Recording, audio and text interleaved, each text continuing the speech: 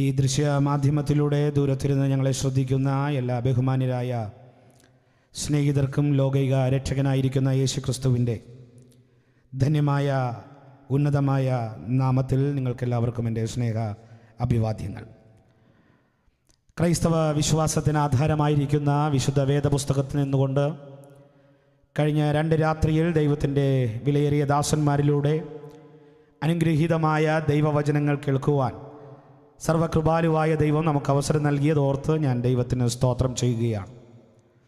പ്രഥമ രാത്രിയിൽ അപ്പോസ്തലനായ പത്രോസ് പെന്തക്കോസ്തു നാളിൽ കർത്താവായ യേശുക്രിസ്തുവിനെ കുറിച്ച് പ്രസംഗിച്ച അനുഗ്രഹീതമായ പ്രസംഗത്തെ സാക്ഷി നിർത്തിക്കൊണ്ട് കർത്താവിൻ്റെ ദാസനായിരിക്കുന്ന ഞങ്ങളുടെ ബഹുമാന്യ സ്നേഹിതൻ എസക്കിയേലിൽ നിന്ന് അനുഗ്രഹീതമായ സംഭാഷണം കേൾക്കുവാൻ കർത്താവ് കൃപ ചെയ്തു.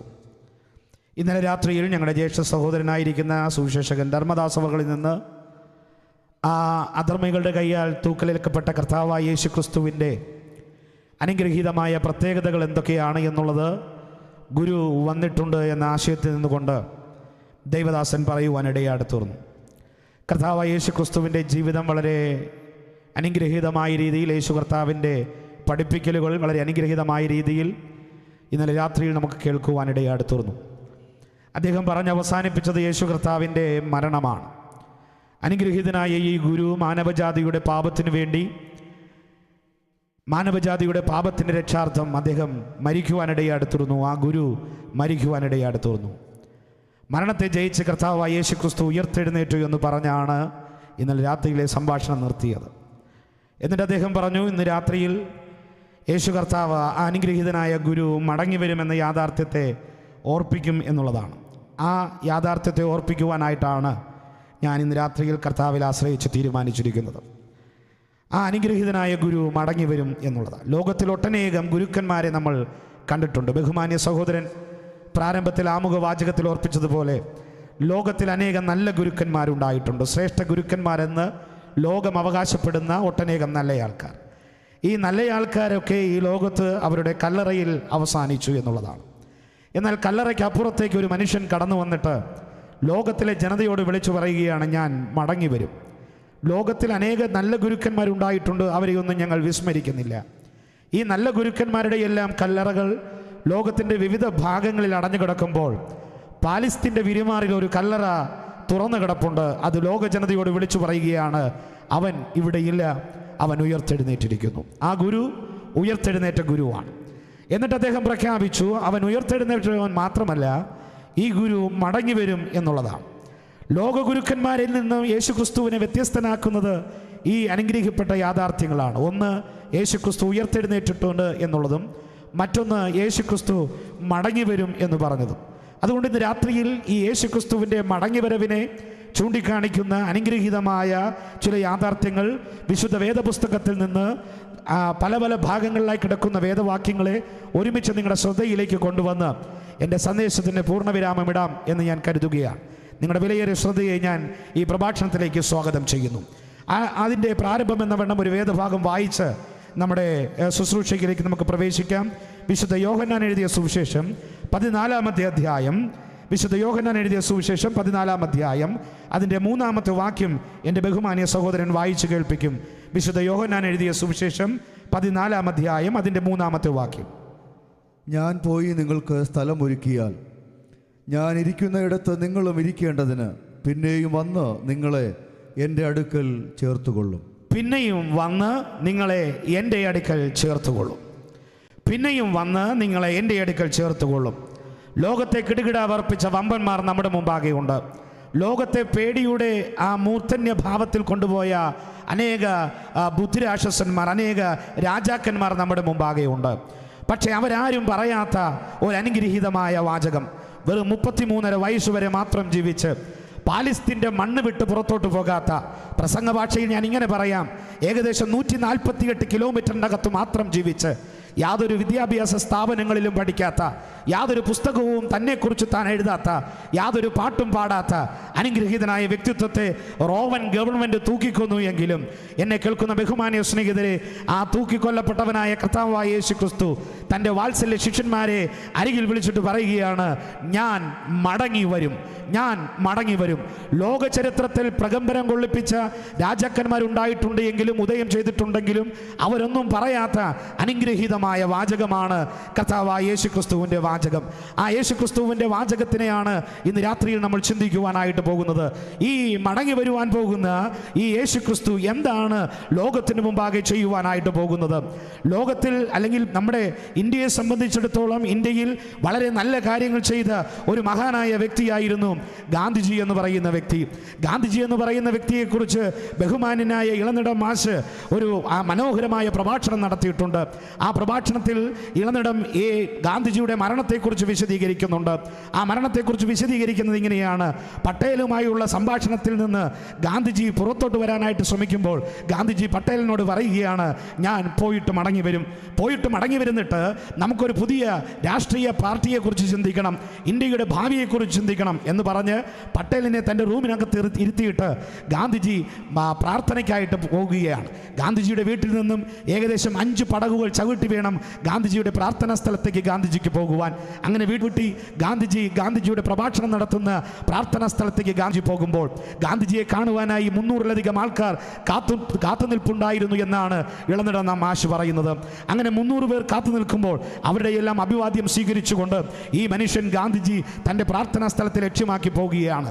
ഗാന്ധിജി പറഞ്ഞു പോയിട്ട് വരാമെന്ന്. അങ്ങനെ ഗാന്ധിജി ലക്ഷ്യമാക്കി മുൻപോട്ട് പോകുമ്പോൾ ആ കൂട്ടത്തിൽ നിന്ന് ഗാന്ധിജിയുടെ കാൽ തൊട്ട് വന്ദിക്കുവാൻ എന്ന വാക്യത്തിൽ ഒരു മനുഷ്യൻ മുൻപോട്ട് വരുന്നു. ആ മനുഷ്യൻ മുൻപോട്ട് വരുമ്പോൾ ഗാന്ധിജി വിചാരിക്കുകയാണ്, എൻ്റെ കാൽ തൊട്ട് വന്ദിക്കുവാൻ വേണ്ടി വരുന്നയാളല്ലേ, കാൽ തൊട്ട് വന്ദിച്ചോട്ടെ. അങ്ങനെ കാൽ തൊട്ട് വന്ദിക്കുവാൻ വേണ്ടി ഗാന്ധിജി ഒന്ന് നിന്നു കൊടുത്തു. അങ്ങനെ നിന്നു കൊടുത്തപ്പോൾ അദ്ദേഹം മെല്ലെ കുനിഞ്ഞു. മെല്ലെ കുനിഞ്ഞ സമയത്ത് ഗാന്ധിജിയുടെ പരിചാരകൻ്റെ കയ്യിലുള്ള ബുക്കുകളൊക്കെ നിലത്ത് പതിക്കുവാനിടയായിട്ട് തീർന്നു. അങ്ങനെ ബുക്ക് എടുക്കുവാൻ വേണ്ടി ആ പരിചാരകൻ കുനിഞ്ഞ സമയത്ത് ഈ കുനിഞ്ഞ ഗാന്ധിജിയുടെ കാല് തൊട്ട് വന്ദിക്കുവാൻ വേണ്ടി കുനിഞ്ഞ മനുഷ്യൻ തൻ്റെ അരയിൽ കരുതിയിരുന്ന റിവോൾവറുമായി താൻ എണീറ്റ് വന്നു. എന്നിട്ട് ഗാന്ധിജിയുടെ നേരെ 3 വെടിയുയർത്തുകയാണ്. ഗാന്ധിജി പറഞ്ഞു പോയിട്ട് മടങ്ങി വരാമെന്ന് ഗാന്ധിജി പട്ടേലിനോട് പറഞ്ഞു. എങ്കിൽ പ്രിയമുള്ളവരെ, ഗാന്ധിജി നാഥുറാം വിനായക് ഗോഡ്സെ എന്ന് പറയുന്ന ആ മനുഷ്യൻ്റെ കയ്യിൽ കരുതി വെച്ചിരുന്ന ആ തോക്കിൽ നിന്ന് അടർന്നു വീണ വെടിയുണ്ടയുടെ മുമ്പിൽ ഗാന്ധിജിയുടെ ജീവിതം അവസാനിച്ചു. അതിൻ്റെ പിറ്റേ ദിവസം സരോജിനി നായിഡു എന്ന് പറയുന്ന ഇന്ത്യയുടെ വാനമ്പാടി റേഡിയോ ബ്രോഡ്കാസ്റ്റിംഗിൽ ഒരു സംഭാഷണം കൊടുക്കുമ്പോൾ അദ്ദേഹം പറഞ്ഞത്, ആ സരോജിനി നായിഡു പറഞ്ഞത് ഇങ്ങനെയാണ്: യേശു ക്രിസ്തു എന്ന് പറയുന്ന ലോകത്തിന് സമാധാനം കൊടുത്ത, ലോകത്തിന് സന്തോഷം കൊടുത്ത, ലോകത്തിന് അനുഗ്രഹീതമായ കാര്യങ്ങൾ പറഞ്ഞു കൊടുത്ത മനുഷ്യൻ ഇതുപോലെ ചില വർഷങ്ങൾക്ക് മുൻപ് മരിച്ചു. അദ്ദേഹം മരിച്ചു 3-ാമത്തെ ദിവസം അദ്ദേഹം മരണത്തെ ജയിച്ച് ഉയർത്തെഴുന്നേറ്റു. ഗാന്ധിജിയുടെ ചിതാഭസ്മം ഇന്ത്യയിലെ പ്രധാനപ്പെട്ട നദികളിൽ കൊണ്ട് ഒഴുക്കുവാനിടയായിട്ട് തീർന്നു. ചരിത്രകാരന്മാർ പറയുന്നത് ഇങ്ങനെയാണ്: സൗത്ത് ആഫ്രിക്ക വരെ ഗാന്ധിജിയുടെ ചിതാഭസ്മം കൊണ്ടുപോയി എന്നാണ്. ഗാന്ധിജിയുടെ ചിതാഭസ്മത്തിന് പുറത്ത് നിന്നുകൊണ്ട് സരോജിനി നായിഡു ഗാന്ധിജിയുടെ ഒരു ചോദ്യം ആ റേഡിയോ ബ്രോഡ്കാസ്റ്റിങ്ങിലൂടെ ചോദിക്കുന്നത് ഇങ്ങനെയാണ്: അല്ലയോ ഗാന്ധിജി, അങ്ങും ഇന്ത്യക്ക് വേണ്ടി ഒട്ടനേകം നല്ല കാര്യങ്ങൾ ചെയ്തില്ലേ? അങ്ങും ഇന്ത്യക്ക് വേണ്ടി അനേക കാര്യങ്ങൾ നല്ലതായിട്ട് ചെയ്തില്ലേ? പക്ഷേ എന്തേ അങ്ങ് യേശുവിനെ പോലെ ഉയർത്തെഴുന്നേറ്റു വന്നില്ല? ഇന്ന് രാത്രിയിൽ പൊന്നറക്കോണത്തന്നെ ശ്രദ്ധിക്കുന്ന ബഹുമാന്യ സ്നേഹിതരെ, വളരെ അഭിമാനത്തോടുകൂടെ ഇന്ന് രാത്രിയിൽ ഞങ്ങൾ വിളിച്ചു പറയട്ടെ, മരണപാശങ്ങളെ തോൽപ്പിച്ച് മരണത്തെ ജയിച്ചുയർത്തെഴുന്നേറ്റ ഏക വ്യക്തിത്വം ലോക ചരിത്രത്തിലുണ്ടെങ്കിൽ അതിൻ്റെ ബഹുമാന്യ സഹോദരങ്ങൾ പാടിയ, എൻ്റെ ബഹുമാന്യ സഹോദരൻ ആമുഖവാചകം പറഞ്ഞു നൽകിയ നസ്രത്തുകാരനായ യേശു ക്രിസ്തു മാത്രമാണ്. അവൻ പറഞ്ഞു, ഞാൻ പോയതുപോലെ മടങ്ങി വരും. യേശു ക്രിസ്തു പോയതുപോലെ മടങ്ങി വരുമെന്ന് പറയുമ്പോൾ ചിലർക്കിത് കളിതമാശയാണ്. ചിലർ പറയുകയാണ് ഇത് വെറും ഒരു നേരം പോക്കാണ്, അങ്ങനെയൊന്നും സംഭവിക്കുകയില്ല. ഈ ക്രിസ്ത്യാനികൾ എന്ന് പറയുന്ന ആൾക്കാർ കഴിഞ്ഞ 21 നൂറ്റാണ്ടുകളായി പ്രസംഗിക്കുകയാണ് യേശു ക്രിസ്തു മടങ്ങി വരുമെന്ന്. അങ്ങനെ പ്രസംഗിക്കുമ്പോൾ എൻ്റെ പ്രിയ ശ്രോതാക്കളിൽ ആരെങ്കിലും ചിന്തിക്കുവാനുള്ള സാധ്യതയുണ്ട്, ഇതിവരുടെ നേരം പോക്കിൻ്റെ പരിപാടിയാണ്, അങ്ങനെയൊന്നും നടക്കുകയില്ല എന്ന് ഉണ്ടാകുവാൻ സാധ്യതയുണ്ട്. ക്രൈസ്തവ വിശ്വാസത്തിന് ആധാരമായിരിക്കുന്ന വിശുദ്ധ വേദപുസ്തകം എന്ന് പറയുന്നത് 31,173 വാക്യങ്ങൾ അടങ്ങിയിരിക്കുന്ന ഒരു ഗ്രന്ഥമാണ്. ഈ ഗ്രന്ഥത്തിൻ്റെ വിവിധങ്ങളായ പഠനങ്ങൾ, ഈ ഗ്രന്ഥത്തെക്കുറിച്ചുള്ള പഠനങ്ങൾ ലോകത്തിൽ അനേക ദേവദാസന്മാർ നടത്തിയിട്ടുണ്ട്. അതിലൊരു പ്രഗത്ഭനായ ദൈവദാസനാണ് ജെ ബാർട്ടൺ എന്ന് പറയുന്ന ദൈവദാസൻ. അദ്ദേഹം ഒരു പുസ്തകം എഴുതിയിട്ടുണ്ട്. ആ പുസ്തകത്തിൻ്റെ പേര് എൻസൈക്ലോപീഡിയ ഓഫ് ബൈബിൾ പ്രൊഫസി എന്നാണ്. ബൈബിൾ പ്രവചനങ്ങളുടെ എൻസൈക്ലോപീഡിയയാണ് അദ്ദേഹം എഴുതിയത്. അദ്ദേഹം പുസ്തകത്തിൽ ബൈബിളിലുള്ള പ്രവചന ഭാഗങ്ങളെ അദ്ദേഹം ചൂണ്ടിക്കാണിക്കുന്നുണ്ട്. ഏകദേശം 1817 ബൈബിൾ പ്രവചനങ്ങളാണ് വിശുദ്ധ വേദ പുസ്തകത്തിലുള്ളത്. 1817 ബൈബിൾ പ്രവചനങ്ങൾ. കുറച്ചുകൂടെ ലഘൂകരിച്ച് നമ്മുടെ ഭാഷയിൽ പറഞ്ഞാൽ പുതിയ നിയമത്തിൽ ഏകദേശം 578 ബൈബിൾ പ്രവചനങ്ങളും പഴയ നിയമത്തിൽ 1239 ബൈബിൾ പ്രവചനങ്ങളും. ഈ പ്രവചനങ്ങളെല്ലാം ഒരു വിഷയത്തെക്കുറിച്ചല്ല, ഏകദേശം 737 വിഷയങ്ങളെക്കുറിച്ചുള്ള പ്രവചനങ്ങളാണ്. അതെല്ലാം വെച്ചുകൊണ്ട് ജെ ബാർട്ടൺ പറയുകയാണ്, 31,173 വാക്യങ്ങളടങ്ങിയ വിശുദ്ധ വേദ പുസ്തകത്തിൻ്റെ 27% പ്രവചനങ്ങളാണ് എന്നാണ് അദ്ദേഹം വിശദീകരിച്ചിരിക്കുന്നത്. ഇന്ന് രാത്രിയിൽ എന്നെ കേൾക്കുന്ന ബഹുമാന്യ സ്നേഹിതരെ, ലോക ചരിത്രത്തിൽ ഇതുപോലൊരു ഗ്രന്ഥമില്ല എന്നുള്ളതാണ് യാഥാർത്ഥ്യം. ഇത്രയധികം പ്രവചനങ്ങൾ പറഞ്ഞിരിക്കുന്ന ഒരു ഗ്രന്ഥം. മറ്റൊരു എഴുത്തുകാരൻ പറഞ്ഞിരിക്കുന്ന ഇങ്ങനെയാണ്, അനുഗ്രഹീതനായ വ്യക്തിത്വമായിരിക്കുന്ന കർത്താവായ യേശു ക്രിസ്തുവിനെ കുറിച്ച് ആ എഴുത്തുകാരൻ പ്രവചനങ്ങളെല്ലാം പഠിച്ചിട്ട് അദ്ദേഹം പറയുക, ഏകദേശം 474 പ്രവചനങ്ങൾ യേശു ക്രിസ്തുവിനെ കുറിച്ചുണ്ട്. യേശുവിൻ്റെ ജനനം, യേശുവിൻ്റെ മരണം, യേശുവിൻ്റെ ജീവിതം, യേശു എവിടെ ജനിക്കണം, യേശു എങ്ങനെ ജനിക്കണം, യേശു എപ്പോൾ ജനിക്കണം, ഇതെല്ലാം പ്രവാചകന്മാർ പറഞ്ഞിരുന്നത് പോലെ അടിവരയിട്ടുകൊണ്ട് ആ പ്രവചനങ്ങളുടെ പൂർത്തീകരണമായി യേശു ക്രിസ്തു ജനിച്ച് ജീവിച്ച് മരിച്ച് അത്ഭുതങ്ങൾ ചെയ്ത് അടയാളങ്ങൾ ചെയ്ത് ഉയർത്തെഴുന്നേൽക്കുവാൻ ഇടയായിട്ട് തീർന്നു എന്നുള്ളതാണ്. അങ്ങനെ വിശുദ്ധ വേദപുസ്തകം എന്ന് പറയുന്നത് പ്രവചനങ്ങളുടെ ഒരു വലിയ നീണ്ട നിര തന്നെ മാനവജാതിയുടെ മുമ്പാകെ വിളിച്ചു പറയുന്നുണ്ട്. ഈ 739 വിവിധങ്ങളായ വിഷയങ്ങളെക്കുറിച്ചുള്ള പ്രവചനങ്ങളാണ് വിശുദ്ധ വേദപുസ്തകത്തിലുള്ളത്. നമ്മുടെ മുമ്പിൽ ലഭിച്ചിരിക്കുന്ന ഈ സമയത്തിൻ്റെ ഉള്ളിൽ നിന്നുകൊണ്ട് ഈ വിഷയത്തെ എല്ലാം ഇന്ന് രാത്രിയിൽ എനിക്ക് സംസാരിക്കുവാനായിട്ട് കഴിയുകയില്ല. എങ്കിലും വളരെ കമ്പിവാചകത്തിൽ ഈ യേശുക്രിസ്തു എന്ന് പറയുന്ന അനുഗ്രഹീതനായ വ്യക്തിത്വത്തെക്കുറിച്ച് പറഞ്ഞിരിക്കുന്ന പ്രവചനങ്ങളിലൂടെ നിങ്ങളുടെ ശ്രദ്ധയെ ഒന്ന് കൊണ്ടുപോകുവാനായിട്ട് ഞാൻ ആഗ്രഹിക്കുകയാണ്. കർത്താവായ യേശുക്രിസ്തുവിനെ കുറിച്ച് ഏകദേശം 400-ലധികം പ്രാവശ്യം പറഞ്ഞിരിക്കുന്ന ഇടത്ത് നിന്ന് അടർത്തിയെടുക്കുന്ന ചില വാക്യങ്ങൾ ഇന്ന് രാത്രിയിൽ എൻ്റെ ബഹുമാന്യ സഹോദരൻ വായിച്ചു കേൾപ്പിച്ച് ഇനി വരുവാൻ പോകുന്ന സംഭവങ്ങളെ നിങ്ങളുടെ മുമ്പാകെ ഒന്ന് ചൂണ്ടിക്കാണിക്കുവാനായിട്ട് ഞാൻ ആഗ്രഹിക്കുകയാണ്. പ്രവചനങ്ങളുടെ പൂർത്തീകരണമായിരിക്കുന്ന ഒരു ഗ്രന്ഥമാണ് വിശുദ്ധ വേദപുസ്തകം. ഇതുവരെയും നടക്കുമെന്ന് പറഞ്ഞിട്ട് നടക്കാതിരുന്ന ഒരു സംഭവവുമില്ല. എന്ന് പറഞ്ഞാൽ ബൈബിളിലെ 27% പ്രവചനങ്ങളിൽ ഏകദേശം 20% പ്രവചനങ്ങളും നടന്നു കഴിഞ്ഞു എന്നുള്ളതാണ്. അതുകൊണ്ട് ഈ വിശുദ്ധ വേദപുസ്തകത്തെ പറയുവാൻ, വിശുദ്ധ വേദപുസ്തകത്തിലെ പ്രവചനങ്ങൾ തെറ്റെന്ന് പറയുവാൻ ബുദ്ധിയുള്ള യുക്തിയുള്ള ഒരു മനുഷ്യന് സാധിക്കുകയില്ല. കാരണം ഈ ബൈബിളിൽ പറഞ്ഞിരിക്കുന്നതായിട്ട് നടന്നുകൊണ്ടിരിക്കുകയാണ്. പ്രധാനമായിട്ടും ബൈബിളിലെ പ്രവചനം എന്ന് പറയുന്നത് യഹൂദന്മാരുടെ നാശം, യഹൂദന്മാരുടെ യഥാസ്ഥാനം, മാനവജാതിക്ക് സ്വർഗത്തിലെ ദൈവമൊരുക്കിയ അനുഗ്രഹീതമായ രക്ഷാപദ്ധതി, കർത്താവായ യേശുക്രിസ്തു എന്ന് പറയുന്ന വ്യക്തിത്വം, അദ്ദേഹത്തിൻ്റെ ജീവിതം, അദ്ദേഹത്തിൻ്റെ ആഗമനവും അനന്തര സംഭവങ്ങളും, ഇതാണ് ബൈബിളിലെ പ്രവചന ഭാഷയിൽ പറയുമ്പോൾ ഇന്ന് രാത്രിയിൽ യേശുക്രിസ്തു എന്ന് പറയുന്ന അനുഗ്രഹീതനായ വ്യക്തിത്വത്തിൽ മാത്രം ഒതുങ്ങി നിന്നുകൊണ്ട് യേശുക്രിസ്തുവിൻ്റെ ജീവിതത്തിലൂടെ നിങ്ങളുടെ ശ്രദ്ധയെ ഒന്ന് കൊണ്ടുപോകുവാൻ ഞാൻ ആഗ്രഹിക്കുകയാണ്. കർത്താവായ യേശുക്രിസ്തുവിനെ റോമൻ ഗവൺമെന്റ് കൊന്നുകളഞ്ഞു എന്നുള്ളത് ഇന്നലെ നിങ്ങൾ ശ്രദ്ധിക്കുവാനിടയായിട്ട് തുറന്നു. പീലാത്തോസിന്റെ പ്രിറ്റോറിയത്തിൽ നിന്നുകൊണ്ട് യേശുക്രിസ്തുവിനെ കുറിച്ച് മാനവജാതിയോട് പീലാത്തോസ് ചോദിക്കുകയാണ്, ഇവനിൽ എന്ത് കുറ്റമാണ് പറയാനായിട്ടുള്ളത്, ഇവനെ ഞാൻ എന്ത് ചെയ്യണം എന്ന് പറയുമ്പോൾ ലോകത്തിലെ മാനവജനത മുഴുവൻ യേശുക്രിസ്തുവിനെ നോക്കിയിട്ട് പറയുക, ഇവനെ ക്രൂശിക്കുക, ഇവന്റെ രക്തം ഞങ്ങളുടെ മേലും ഞങ്ങളുടെ മക്കളുടെ മേലും വരട്ടെ എന്നാണ്. അങ്ങനെ യേശുക്രിസ്തുവിനെ ക്രൂശിച്ചു കൊന്ന ചരിത്രം ഇന്നലെ രാത്രിയിൽ നിങ്ങൾ ശ്രദ്ധിക്കുവാൻ ഇടയായിട്ട് തുറന്നു. ഇന്ന് രാത്രിയിൽ ഞാൻ പ്രസംഗിക്കുമ്പോൾ എനിക്ക് വളരെ അഭിമാനമുണ്ട്. ക്രൂശിത്തറച്ച് മരിച്ച യേശു അങ്ങനെ തീർന്നു പോയവനല്ലേ. യേശുക്രിസ്തു മടങ്ങി വരാനായിട്ട് പോകുക. താമസമിന് ആകാശമേഘങ്ങളെ വാഹനമാക്കി എന്നെ കേൾക്കുന്ന പൊന്നരക്കോണത്തെ ദേശനിവാസികളെ ശ്രദ്ധിക്കണേ. താമസമിന് ആകാശമേഘങ്ങളെ വാഹനമാക്കി ഞങ്ങളുടെ കർത്താവായ യേശുക്രിസ്തു മടങ്ങി വരാനായിട്ട് പോകുകയാണ്. ആ യേശുക്രിസ്തുവിന്റെ മടങ്ങി വരവിന് 2 ഘട്ടങ്ങളാണുള്ളത്. ആ 2 ഘട്ടങ്ങളിലൂടെ ഒന്ന് നിങ്ങളുടെ ശ്രദ്ധയെ ഞാൻ കൊണ്ടുപോകാൻ ആഗ്രഹിക്കുക. ഒരു വാക്യം അതിനോടുള്ള ബന്ധത്തിൽ വായിക്കേണ്ടതായിട്ടുണ്ട്. വിശുദ്ധ തീത്തോസിന് എഴുതിയ ലേഖനം, അപ്പോസ്തലനായ പൗലോസ് തീത്തോസിന് എഴുതിയ ലേഖനം 2-ാമത്തെ അധ്യായം 11-12 വാക്യങ്ങൾ നമുക്കെല്ലാവർക്കും അറിയാവുന്ന വാക്യങ്ങളാണെങ്കിലും ഒന്നും വായിച്ചു മുൻപോട്ട് പോകുന്നത് നന്നായിരിക്കും. തീത്തോസിന് എഴുതിയ ലേഖനം 2-ാം അധ്യായം 11-12 വാക്യങ്ങൾ. സകല മനുഷ്യർക്കും രക്ഷാകരമായ ദൈവകൃപ ഉദിച്ചുവല്ലോ. നാം ഭാഗ്യകരമായ പ്രത്യാശയ്ക്കായിട്ടും മഹാദൈവവും നമ്മുടെ രക്ഷിതാവുമായ യേശു ക്രിസ്തുവിൻ്റെ തേജസ്സിൻ്റെ പ്രത്യക്ഷതയ്ക്കായിട്ടും കാത്തുകൊണ്ട്. മതി. കർത്താവായ യേശു ക്രിസ്തുവിൻ്റെ മടങ്ങിവരവിനെ കുറിച്ച് അവിടെ അപ്പോസ്തലനായ പൗലോസ് തീത്തോസിനോട് പറയുകയാണ്. അവിടെ തീത്തോസിനോട് പറയുമ്പോൾ 12-ാമത്തെ വാക്യത്തിൽ 2 പദപ്രയോഗങ്ങൾ നിങ്ങൾ ശ്രദ്ധിച്ചാൽ നിങ്ങൾക്ക് മനസ്സിലാകും. ഒന്നാമത്തെ പദപ്രയോഗം എന്ന് പറയുന്നത് നാം ഭാഗ്യകരമായ പ്രത്യാശയ്ക്കായിട്ടും, 2-ാമത്തെ പദപ്രയോഗം എന്ന് പറയുന്നത് മഹത്വകരമായ പ്രത്യാശയ്ക്കായിട്ടും. ഒന്നാമത്തെ പ്രത്യാശ എന്ന് പറയുന്നത് ബ്ലസ്സഡ് ഹോപ്പ് എന്നാണ്. 2-ാമത്തെ പ്രത്യാശ എന്ന് പറയുന്നത് ഗ്ലോറിയസ് ഹോപ്പ് എന്നാണ്. 2 അനുഗ്രഹീതമായ പ്രത്യാശ. ഈ പ്രത്യാശ ആരാണ്? അപ്പോസ്തലനായ പൗലോസ് തീമോഥെയോസിന് ലേഖനം എഴുതുമ്പോൾ അതിൻ്റെ 1-ാം അധ്യായം 1-ാമത്തെ വാക്യത്തിൽ ഈ പ്രത്യാശയെക്കുറിച്ച് അപ്പോസ്തലനായ പൗലോസ് തീമോഥെയോസിനോട് പറയുന്നത് നമ്മുടെ പ്രത്യാശയായ ക്രിസ്തു എന്നാണ്. നമ്മുടെ പ്രത്യാശയായ ക്രിസ്തു. ഇവിടെ പൗലോസ് അപ്പോസ്തലൻ തീത്തോസിനോട് പറയുകയാണ്, ഒരു അനുഗ്രഹീതമായ ഒരു ഭാഗ്യകരമായ പ്രത്യാശയുണ്ട്. ആ പ്രത്യാശ എന്താണ്?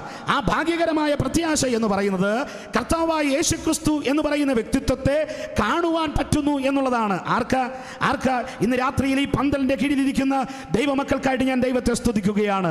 സാധാരണ നമ്മൾ പറയാറില്ലേ, അഴുകി നാറുന്ന ശവസമാനരായ പാപികളായ നമുക്ക് അഴകു നൽകി നമ്മളെ അഴിവില്ലാത്ത സ്ഥിതിയിലാക്കിയ ആ പടച്ച തമ്പുരാനായ ദൈവം നമ്മുടെ ക്വാളിറ്റികളൊന്നും നോക്കാതെ, നമ്മുടെ മേന്മകളൊന്നും നോക്കാതെ, അയ്യോ പാപത്തിൻ്റെ ആ മട്ട് വലിച്ചു കുടിച്ച് പാപത്തിൽ രസിച്ചിരുന്ന് നമ്മെ ഓരോരുത്തരെയും ദൈവമക്കളാക്കി തീർത്തില്ലേ? ആ ദൈവമക്കളാക്കി തീർത്തു എന്നുള്ളത് ഒരു ഭാഗ്യകരമായ അവസ്ഥയല്ലേ? ആ ദൈവമക്കളാക്കി തീർത്തു എന്ന് മാത്രമല്ല, അവിടെ കൊണ്ട് നിർത്താൻ പറ്റുകയില്ല. ആ ദൈവമക്കളാക്കി നമ്മെ തീർക്കുവാൻ വേണ്ടി തൻ്റെ ചങ്കിലെ ചോര നൽകിയ ആ അനുഗ്രഹീതനായ കർത്താവായ യേശു ക്രിസ്തുവിനെ വിശ്വാസത്താൽ അനുഭവിച്ചറിയുന്ന ക്രൈസ്തവ വിശ്വാസികളെ നമ്മൾ ഭാഗ്യവാന്മാരാണ്. നമുക്ക് ഭാഗ്യകരമായ ഒരു പ്രത്യാശയുണ്ട്. കാരണം താമസിക്കാതെ നമ്മൾ ഈ കർത്താവിനെ കാണാനായിട്ട് പോകുക. വിലാപ്പുറത്ത് കുന്തം കൊണ്ട് കുത്തലേൽക്കപ്പെട്ടവൻ, കണ്ടാൽ ആളല്ല എന്ന് തോന്നുമാറ് വിരൂപമാക്കപ്പെട്ടവൻ, അയ്യോ പീലാത്തോസിന്റെ പട്ടാളക്കാരുടെ ആ അടിയേറ്റ് ശരീരം ആസകലം ഉഴവുചാലുകൾ പോലെ നീളത്തിൽ കീറപ്പെട്ട നമ്മുടെ പ്രാണനായകനായ ക്രിസ്തുവിനെ നമ്മൾ നേരിട്ട് കാണുവാനായിട്ട് പോകുകയാണ്. അതുകൊണ്ടാണ് പൗലോസ് അപ്പോസ്തലൻ തീത്തോസിനോട് പറയുന്നത്, ഇത് ഭാഗ്യകരമായ പ്രത്യാശയാണ്. ഇത് ഭാഗ്യകരമായ പ്രത്യാശയാണ്. ഒരു ഭാഗ്യവുമില്ലാതിരുന്ന നിർഭാഗ്യവാന്മാരായ നമുക്ക് ഈ ദൈവത്തെ കാണുവാനുള്ള ഭാഗ്യം നൽകുന്നു എന്നുള്ളതാണ്. ഈ ഭാഗ്യത്തെക്കുറിച്ച് പൗലോസ് അപ്പോസ്തലൻ വീണ്ടും എഴുതുന്നുണ്ട്. ഒട്ടനേകം വാക്യങ്ങളുണ്ട്, അതിലേക്കൊന്നും പോകുന്നില്ല. റോമർക്കെഴുതിയ ലേഖനം 8-ാം അധ്യായം അതിൻ്റെ 18-ാമത്തെ വാക്യത്തിൽ പൗലോസ് അപ്പോസ്തലൻ ഇങ്ങനെ പറയുകയാണ്. ഈ ആശയത്തെക്കുറിച്ചുകൂടെ സമ്പുഷ്ടമാക്കുവാൻ അദ്ദേഹം പറയുക, നമ്മിൽ വെളിപ്പെടുവാനുള്ള തേജസ് വിചാരിച്ചാൽ ഈ ലഘുനേരത്തേക്കുള്ള കഷ്ടം സാരമില്ല എന്ന് എണ്ണുന്നു എന്നാണ്. നമ്മളൊരു വെളിപ്പാട്, നമ്മളൊരു തേജസ് വെളിപ്പെടാനായിട്ട് പോകുക. പ്രിയമുള്ളവരെ, കർത്താവായ യേശു ക്രിസ്തുവിൻ്റെ ഈ തേജസ്സിൻ്റെ പ്രത്യാശ താമസിക്കാതെ നടക്കാനായിട്ട് പോവുകയാണ്. താമസിക്കാതെ യേശു കർത്താവിൻ്റെ ഈ പ്രത്യാശ, യേശു കർത്താവിൻ്റെ മടങ്ങിവരവ്, ഈ തേജസ്സിൻ്റെ ഈ ഭാഗ്യകരമായ പ്രത്യാശ നടക്കാനായിട്ട് പോവുകയാണ്. ഈ ഭാഗ്യകരമായ പ്രത്യാശയെക്കുറിച്ച് പറയുമ്പോൾ ഒരു കാര്യം കൂടെ പറഞ്ഞു പോകാതെ നിവൃത്തിയില്ല. യഹൂദന്മാരുടെ വിവാഹ നിശ്ചയ സമ്പ്രദായം കൂടെ നമ്മൾ ഓർക്കേണ്ടതായിട്ടുണ്ട്. ബൈബിളിൻ്റെ ശരിയായ വ്യാഖ്യാനം എന്ന് പറയുന്നത് ചരിത്രത്തെ സാക്ഷി നിർത്തിക്കൊണ്ടുള്ള വ്യാഖ്യാനമാണ്. എന്ന് പറഞ്ഞാൽ ബൈബിളിലെ ഭാഗങ്ങളെല്ലാം തന്നെ യഹൂദ നാട്ടിൽ നടക്കുന്ന സംഭവങ്ങളെ സപ്പോർട്ട് ചെയ്തുകൊണ്ടാണ് ബൈബിളിലെ ഭാഗങ്ങളെല്ലാം എഴുതിയിരിക്കുന്നത്. ഒരുപക്ഷെ പൊന്നറക്കോണത്തിരുന്ന് ബൈബിളിലെ ചില വാക്യങ്ങൾ വായിച്ചാൽ നമുക്ക് സാധാരണ രീതിയിൽ വായിച്ചാൽ മനസ്സിലാകണമെന്നില്ല. അത് മനസ്സിലാകണമെങ്കിൽ ഇത് എഴുതിയ പശ്ചാത്തലം, എഴുതിയ കാലഘട്ടത്തിൽ ജീവിച്ചിരുന്ന ആൾക്കാർ, അവരുടെ ജീവിത രീതി, ഇതെല്ലാം മനസ്സിലാക്കേണ്ടതായിട്ടുണ്ട്. അപ്പോൾ ഇവിടെ ഈ ഭാഗ്യകരമായ പ്രത്യാശ എന്ന് പൗലോസ് അപ്പോസ്തലൻ തീത്തോസിനോട് പറയുമ്പോൾ അതിൻ്റെ ഉള്ളിൽ അന്തർലീനമായിരിക്കുന്ന ആത്മീയ യാഥാർത്ഥ്യം എന്താണ്? അതിനാണ് യഹൂദന്മാരുടെ വിവാഹ നിശ്ചയത്തിലേക്ക് പോകേണ്ടത്. ഒരു പെൺകുട്ടിയെ ഒരു യഹൂദ പയ്യൻ വിവാഹ നിശ്ചയം ചെയ്തു എന്ന് വിചാരിക്കുക. വിവാഹ നിശ്ചയം എന്ന് പറഞ്ഞാൽ തന്നെ അത് വിവാഹമാണ്. വിവാഹ നിശ്ചയം കഴിഞ്ഞു കഴിഞ്ഞാൽ ഒരു പെൺകുട്ടിയെ പിന്നെ ആ വിവാഹത്തിൽ നിന്ന് പിന്മാറുവാൻ ഈ പുരുഷന് കഴിയുകയില്ല. അതിന് പിന്നെ ഡിവോഴ്സ്, ഇന്നത്തെ ഭാഷയിൽ പറഞ്ഞാൽ ഡിവോഴ്സ് ചെയ്യണം. ഡിവോഴ്സ് ചെയ്തെങ്കിൽ മാത്രമേ വിവാഹ നിശ്ചയം കഴിഞ്ഞ ആളെ അദ്ദേഹത്തിന് ജീവിതസഖിയായി സ്വീകരിക്കാതിരിക്കാൻ പറ്റുകയുള്ളൂ. അപ്പോൾ വിവാഹ നിശ്ചയം എന്ന് പറയുന്നത് വിവാഹത്തിന് തുല്യമാണ്. അപ്പോൾ വിവാഹ നിശ്ചയം അതുകൊണ്ട് വളരെ പ്രാധാന്യമർഹിക്കുന്ന ഒരു ഘടകമാണ്.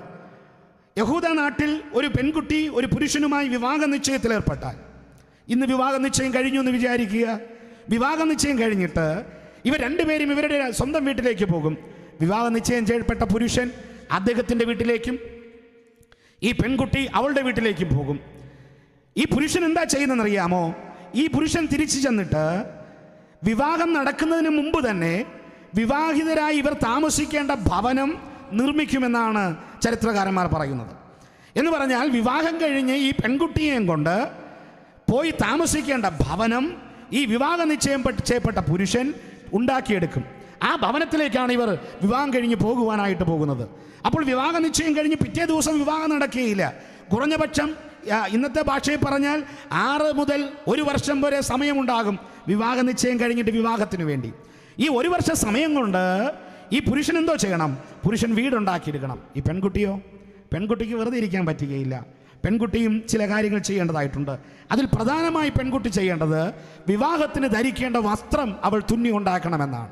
വിവാഹത്തിന് ധരിക്കേണ്ട വസ്ത്രം അവൾ തുന്നിയെടുക്കണം, അവളുടെ സ്വന്തം കൈയാൽ തുന്നിയെടുക്കണമെന്നാണ്. അപ്പോൾ 1 വർഷ സമയം കൊണ്ട് ഈ പെൺകുട്ടിയും ഈ പുരുഷനും ചെയ്യേണ്ട പ്രധാനപ്പെട്ട 2 കാര്യങ്ങൾ: ഒന്ന്, പെൺകുട്ടി വിവാഹ വസ്ത്രം ഉണ്ടാക്കണം. ഈ പുരുഷൻ താമസിക്കേണ്ട വീട് സ്വന്തമായിട്ട് ഉണ്ടാക്കിയെടുക്കണം. കൊരിന്ത്യ ലേഖനത്തിൽ അപ്പോസ്തലനായ പൗലോസ് ക്രൈസ്തവ വിശ്വാസികളെ നോക്കിയിട്ട് ഇങ്ങനെ പറയുകയാണ്: ക്രിസ്തു എന്ന ഏക പുരുഷന് നമ്മെ വിവാഹ നിശ്ചയം ചെയ്തിരിക്കുന്നു എന്ന്. കൊരിന്ത്യ ലേഖനം 2 കൊരിന്ത്യർ 14-ാമത്തെ അധ്യായത്തിൽ നമ്മെ വിവാഹ നിശ്ചയം ചെയ്തിരിക്കുന്നു. ആർക്ക് വിവാഹ നിശ്ചയം ചെയ്തിരിക്കുന്നു? ക്രിസ്തു എന്ന ഏക പുരുഷന് നമ്മെ വിവാഹ നിശ്ചയം ചെയ്തിരിക്കുന്നു. അങ്ങനെയെങ്കിൽ വിവാഹ നിശ്ചയം ചെയ്യപ്പെട്ട ഈ പുരുഷൻ എന്താണ് ചെയ്യേണ്ടത്? ഈ പുരുഷൻ എന്ത് ചെയ്യണം? വീടുണ്ടാക്കണം. കർത്താവായ യേശു ക്രിസ്തു തൻ്റെ ശിഷ്യന്മാരെ എല്ലാം അരികിൽ വിളിച്ചിട്ട് യോഹന്നാന്റെ സുവിശേഷം 14-ാമത്തെ അധ്യായത്തിൽ യേശു ക്രിസ്തു തൻ്റെ ശിഷ്യന്മാരോട് പറഞ്ഞു കൊടുക്കുക: നിങ്ങളുടെ ഹൃദയം കലങ്ങിപ്പോകരുത്, എന്നിലും വിശ്വസിക്കണം, പിതാവിനും വിശ്വസിക്കണം. എന്നിട്ട് ഈ വിവാഹ നിശ്ചയം ചെയ്യപ്പെട്ട പുരുഷനായ യേശു ക്രിസ്തു പറയുന്നത് ഇങ്ങനെയാണ്: ഞാൻ പോകുന്നു, ഞാൻ പോയി സ്ഥലം ഒരുക്കിയാൽ ഞാൻ വീടൊരുക്കിയാൽ ഞാൻ ഇരിക്കുന്നിടത്ത് നിങ്ങളും ഇരിക്കേണ്ടതിന് പിന്നെയും വന്ന് നിങ്ങളെ എൻ്റെ അടുക്കൽ ചേർത്തുകൊള്ളും. ഇതാണ് യേശു കർത്താവ് എന്ന വിവാഹ നിശ്ചയം ചെയ്യപ്പെട്ട പുരുഷൻ ചെയ്യുന്നത്. അപ്പോൾ ദൈവസഭയാകുന്ന നമ്മൾ എന്തോ ചെയ്യണം? ദൈവസഭയാകുന്ന നമ്മൾ വിവാഹ നിശ്ചയം ചെയ്യപ്പെട്ടവരാണ്. വിവാഹ നിശ്ചയം ചെയ്യപ്പെട്ട യഹൂദ പെൺകുട്ടി അവൾക്ക് വേണ്ടിയുള്ള വിവാഹ വസ്ത്രം ധരിക്കണമെങ്കിൽ നമ്മൾ എന്താ ചെയ്യേണ്ടത്? വെളിപ്പാട് പുസ്തകം 14-ാം അധ്യായം. വെളിപ്പാട് പുസ്തകം 14-ാം അധ്യായത്തിൽ ദൈവത്തിൻ്റെ ദാസനായ യോഹന്നാൻ അപ്പോസ്തലൻ പത്മോസിന്റെ ഏകാന്തതയിൽ കിടക്കുമ്പോൾ ദൈവത്തിൻ്റെ ആത്മാവ് ഈ മനുഷ്യനൊരു വെളിപ്പാട് കൊടുക്കുകയാണ്. അവിടെ എന്താ പറയുന്നതെന്നറിയാമോ? 14-ാമത്തെ അധ്യായം, വെളിപ്പാട് പുസ്തകം 14-ാം അധ്യായം, അതിൻ്റെ 13-ാമത്തെ വാക്യം ഒന്ന് വായിക്കാം. വെളിപ്പാട് പുസ്തകം 14-ാം അധ്യായം 13-ാമത്തെ വാക്യം. ഇപ്പോൾ ഞാൻ സ്വർഗത്തിൽ നിന്നൊരു ശബ്ദം കേട്ടു. അത് പറഞ്ഞത്, എഴുതുക, ഇന്നു മുതൽ കർത്താവിൽ മരിക്കുന്ന മൃതന്മാർ ഭാഗ്യവാന്മാർ. ഇന്നു മുതൽ കർത്താവിൽ മരിക്കുന്ന മൃതന്മാർ ഭാഗ്യവാന്മാർ. തുടർന്ന്, അതെ, അവർ തങ്ങളുടെ പ്രയത്നങ്ങളിൽ നിന്ന് വിശ്രമിക്കേണ്ടതാകുന്നു. അവരുടെ പ്രവൃത്തി അവരെ പിന്തുടരുന്നു എന്ന് ആത്മാവ് പറയുന്നു. അവരുടെ പ്രവൃത്തി അവരെ പിന്തുടരുന്നു എന്ന് ആത്മാവ് പറയുന്നു. ദൈവത്തിന് സ്തോത്രം. ക്രൈസ്തവ വിശ്വാസികളെ, രക്ഷിക്കപ്പെട്ട ദൈവസഭയെ, ഇന്ന് രാത്രിയിൽ ദൈവത്തിൻ്റെ ആത്മാവ് നമ്മോട് ഓർപ്പിക്കുന്നത് എന്താ? നമ്മൾ രക്ഷിക്കപ്പെട്ട് സ്നാനപ്പെട്ട് അങ്ങനെ ഇരുന്നാൽ മതിയോ? പോരാ. എഫെസ്യ ലേഖനം 5-ാം അധ്യായം 20-ാമത്തെ വാക്യത്തിൽ അപ്പോസ്തലനായ പൗലോസ് പറയുക: നിങ്ങളെ സൃഷ്ടിച്ചിരിക്കുന്നത് സൽപ്രവർത്തികൾക്ക് വേണ്ടിയിട്ടത്രയെന്ന്. ആ സൽപ്രവർത്തികളാണ് വെളിപ്പാട് പുസ്തകം 14-ാമത്തെ അധ്യായത്തിൽ വരുമ്പോൾ അപ്പോസ്തലനായ യോഹന്നാൻ പറയുന്നത്, ഈ പ്രവർത്തികൾ അവരെ പിന്തുടരേണ്ടതാകുന്നു. എൻ്റെ ബഹുമാന്യ സഹോദരങ്ങൾ, പാടിയ പാട്ടിൻ്റെ അവസാനത്തെ ഭാഗം നിങ്ങൾ ശ്രദ്ധിച്ചോ എന്ന് എനിക്ക് അറിഞ്ഞുകൂടാ. ജോർജ് കോശി എന്ന് പറയുന്ന ദൈവദാസൻ ആ പാട്ടിൻ്റെ അവസാനത്തെ ഭാഗത്ത് എഴുതിയിരിക്കുന്നത് ഇങ്ങനെയാണ്: ഒരു നാളിൽ വരുമേ ഞാൻ അന്നടിയാൻ, ഒഴിഞ്ഞ കൈയുമായി നിൽക്കുവാൻ ഇടയായി തീരരുതേ. എന്നെ കേൾക്കുന്ന ബഹുമാന്യ സ്നേഹിതരെ, നമ്മുടെ സൽപ്രവർത്തികൾ, ദൈവസഭയ്ക്കുള്ളിൽ നാം ചെയ്യുന്ന സൽപ്രവർത്തികൾ, വിശ്വാസികളുടെ മുമ്പിൽ നാം ചെയ്യുന്ന സൽപ്രവർത്തികൾ, അയൽവാസികളുടെ മുമ്പിൽ നാം ചെയ്യുന്ന സൽപ്രവർത്തികൾ, ആ സൽപ്രവർത്തികളെല്ലാം നമ്മെ പിന്തുടരും എന്നുള്ളതാണ്. അപ്പോൾ യേശു കർത്താവ് നമ്മെ വിവാഹം നിശ്ചയം ചെയ്തു. യേശു കർത്താവ് വീട് പണി കഴിഞ്ഞാൽ യേശു കർത്താവ് മടങ്ങി വരും. വീട് പണി കഴിഞ്ഞാൽ മടങ്ങി വരും.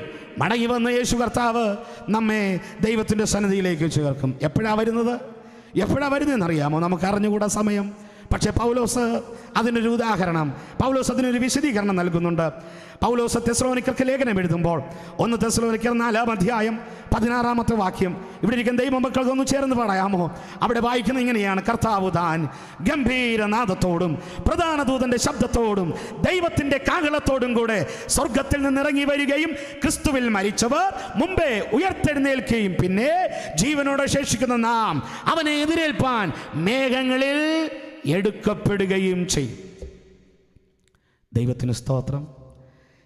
പ്രവചന ഗ്രന്ഥമായിരിക്കുന്ന വിശുദ്ധ വേദ പുസ്തകം ഏകദേശം 27% അതിലധികം പ്രവചനവാക്യങ്ങൾ കൊണ്ട് നിറഞ്ഞിരിക്കുന്ന അനുഗ്രഹീതമായ ഗ്രന്ഥം.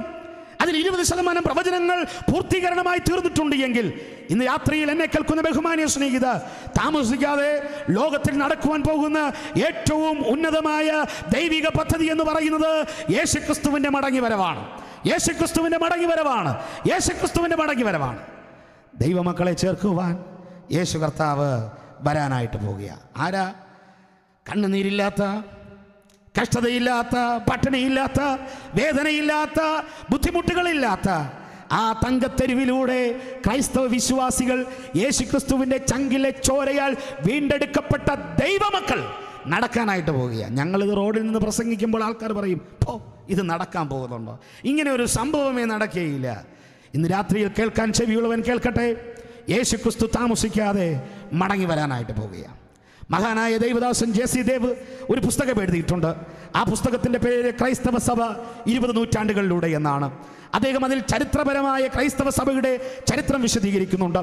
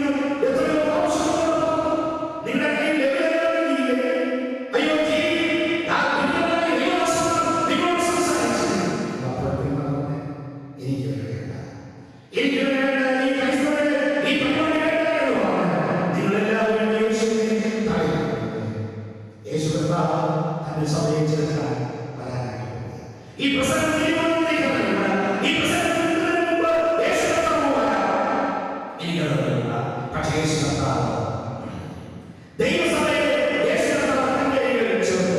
പ്രിയമുള്ളവരെ, യേശു കർത്താവ് ദൈവസഭയെ തന്നിലേക്ക് ചേർക്കുന്ന ആഗ്രഹിക്കുന്നതായ ദിവസത്തെയാണ് പൗലോസ് നോക്കി പറഞ്ഞത്.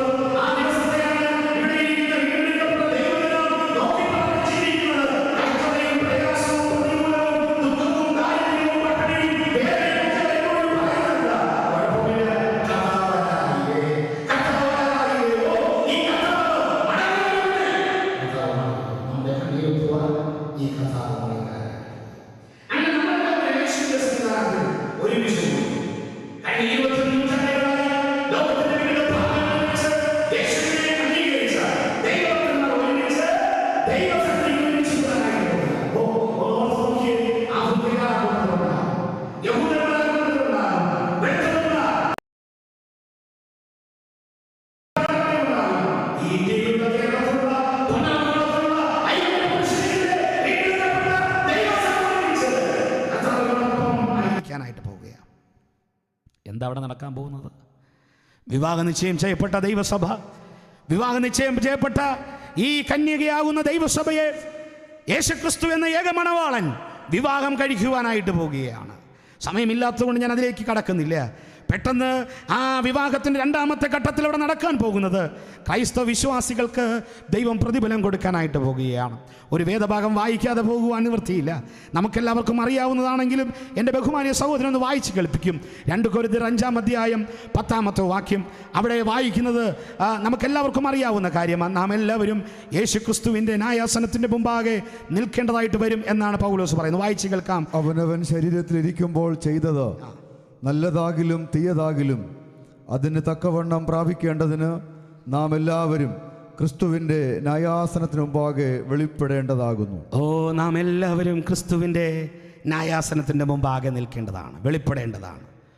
പൗലോസ് അപ്പോസ്തലൻ തന്നെ റോമർക്ക് ലേഖനം എഴുതുമ്പോൾ ഇതേ ആശയത്തെ പൗലോസ് അപ്പോസ്തലൻ വീണ്ടും വിശദീകരിക്കുന്നുണ്ട്. എടുക്കേണ്ട വേണമെങ്കിൽ നിങ്ങൾ വീട്ടിൽ ചെന്നിട്ട് വായിച്ചു നോക്കിയാൽ മതി. റോമാലേഖനം 14-ാം അധ്യായം അവിടെ 12-ാമത്തെ വാക്യത്തിൽ പൗലോസ് അപ്പോസ്തലൻ റോമിലെ വിശ്വാസികളോട് പറയുക. കൊരിന്ത്യ ലേഖനത്തിൽ പൗലോസ് പറയുന്നത് നാം എല്ലാവരും ക്രിസ്തുവിൻ്റെ ന്യായാസനത്തിൻ്റെ മുമ്പാകെ നിൽക്കേണ്ടതായിട്ട് വരും എന്നാണെങ്കിൽ, റോമാലേഖനത്തിൽ പൗലോസ് അപ്പോസ്തലൻ പറയുന്നത് നാം എല്ലാവരും എന്നല്ല. അവിടെ പറയുന്നത് ഇങ്ങനെയാ, ഓരോരുത്തരും ദൈവത്തോട് കണക്ക് കൊടുക്കേണ്ടതായിട്ട് വരും. ഓ, 30 വർഷം 20 വർഷവും 50 വർഷവും ക്രിസ്തീയ ജീവിതം നയിച്ചിട്ട് അങ്ങനെ അങ്ങ് പോകാമെന്ന് വിചാരിക്കേണ്ട, തോന്നിയതുപോലെ ജീവിക്കാമെന്ന് വിചാരിക്കേണ്ട. യേശുക്രിസ്തുവിനെ രക്ഷിതാവായി സ്വീകരിച്ചിട്ട് സഭയെ കബളിപ്പിച്ച് കൂട്ടുവിശ്വാസികളെ കബളിപ്പിച്ച് തോന്നിയവാസം ജീവിച്ച് പോകുന്ന എൻ്റെ ബഹുമാന്യ സ്നേഹിത, ഇന്ന് രാത്രിയിൽ ദൈവത്തിൻ്റെ ആത്മാവ് നമ്മോട് പറയുകയാണ്, നാം ഓരോരുത്തനായി കണക്ക് കൊടുക്കേണ്ടതായിട്ട് വരും ഈ ദൈവത്തിൻ്റെ മുമ്പാകെ. ഞാനിങ്ങനെ സാധാരണ പറയാറുണ്ട്, കുടുംബത്തെ ഒന്നടങ്കമല്ല വിളിക്കുന്നത്. അങ്ങനെയെങ്കിൽ ഭാര്യയ്ക്ക് പറയാം, അയ്യോ കർത്താവെ പ്രശ്നം ഈ ഭർത്താവാണ്. ഭർത്താവിന് പറയാം ഭാര്യയാണ് പ്രശ്നം. മക്കൾക്ക് പറയാം അമ്മയപ്പന്മാരാണ് പ്രശ്നം. സഭയെ ഒരുമിച്ചാണ് വിളിച്ചിരുന്നെങ്കിൽ പറയാമായിരുന്നു, അയ്യോ എൻ്റെ സഭയിലെ മൂപ്പനാണ് പ്രശ്നം, എൻ്റെ സഭയിലെ സുവിശേഷകനാണ് പ്രശ്നം, എൻ്റെ സഭയിൽ ഇന്നയാളാണ് പ്രശ്നക്കാരെന്ന് പറയാം. അങ്ങനെയല്ല, ഒരുമിച്ചല്ല വിളിക്കുന്നത്. ഓരോരുത്തൻ ക്രൂശിലെ കള്ളൻ തുടങ്ങി ഇന്നുവരെ യേശുക്രിസ്തുവിനെ ആരൊക്കെ വിശ്വസിച്ചിട്ടുണ്ടോ ഓരോരുത്തരും ദൈവത്തിൻ്റെ മുമ്പാകെ കണക്ക് ബോധിപ്പിക്കേണ്ടതായിട്ട് വരും. ഇന്ന് രാത്രി നിങ്ങൾക്ക് തോന്നുന്നുണ്ടോ ക്രിസ്തീയ ജീവിതം അങ്ങനെ അങ്ങ് ജീവിച്ച് തീർത്താൽ മതി, തോന്നിയവാസം ചെയ്ത് ജീവിച്ചാൽ മതി? ഈ ബിവറേജിൻ്റെ മുമ്പിൽ ക്യൂ നിൽക്കുന്ന ക്രിസ്ത്യാനികളെ നിങ്ങൾ കണ്ടിട്ടില്ലേ? തിരുവനന്തപുരത്തെ സെൻട്രൽ ജയിലിൽ കിടക്കുന്ന ക്രിസ്ത്യാനികളെ നിങ്ങൾ കണ്ടിട്ടില്ലേ? നിങ്ങൾക്കയ്യോ കഷ്ടം. ദൈവത്തിൻ്റെ മുമ്പാകെ കണക്ക് ബോധിപ്പിക്കേണ്ടതായിട്ട് വരും. നിങ്ങൾ വിചാരിക്കും സുവിശേഷകൻ്റെ കണ്ണിപ്പൊടിയിടാം, മൂപ്പൻ്റെ കണ്ണിപ്പൊടിയിടാം, ഭർത്താവിൻ്റെ കണ്ണിപ്പൊടിയിടാം, ഭാര്യയുടെ കണ്ണിപ്പൊടിയിടാം, മക്കളുടെ കണ്ണിപ്പൊടിയിടാം, അമ്മയപ്പന്മാരുടെ കണ്ണിപ്പൊടിയിടാം. പക്ഷേ ഇന്ന് രാത്രിയിൽ ദൈവത്തിൻ്റെ ആത്മാവ് വിശ്വാസ സമൂഹത്തോട് പറയുകയാണ്, നാം എല്ലാവരും ദൈവത്തിൻ്റെ മുമ്പാകെ കണക്ക് കൊടുക്കേണ്ടവരാണ്.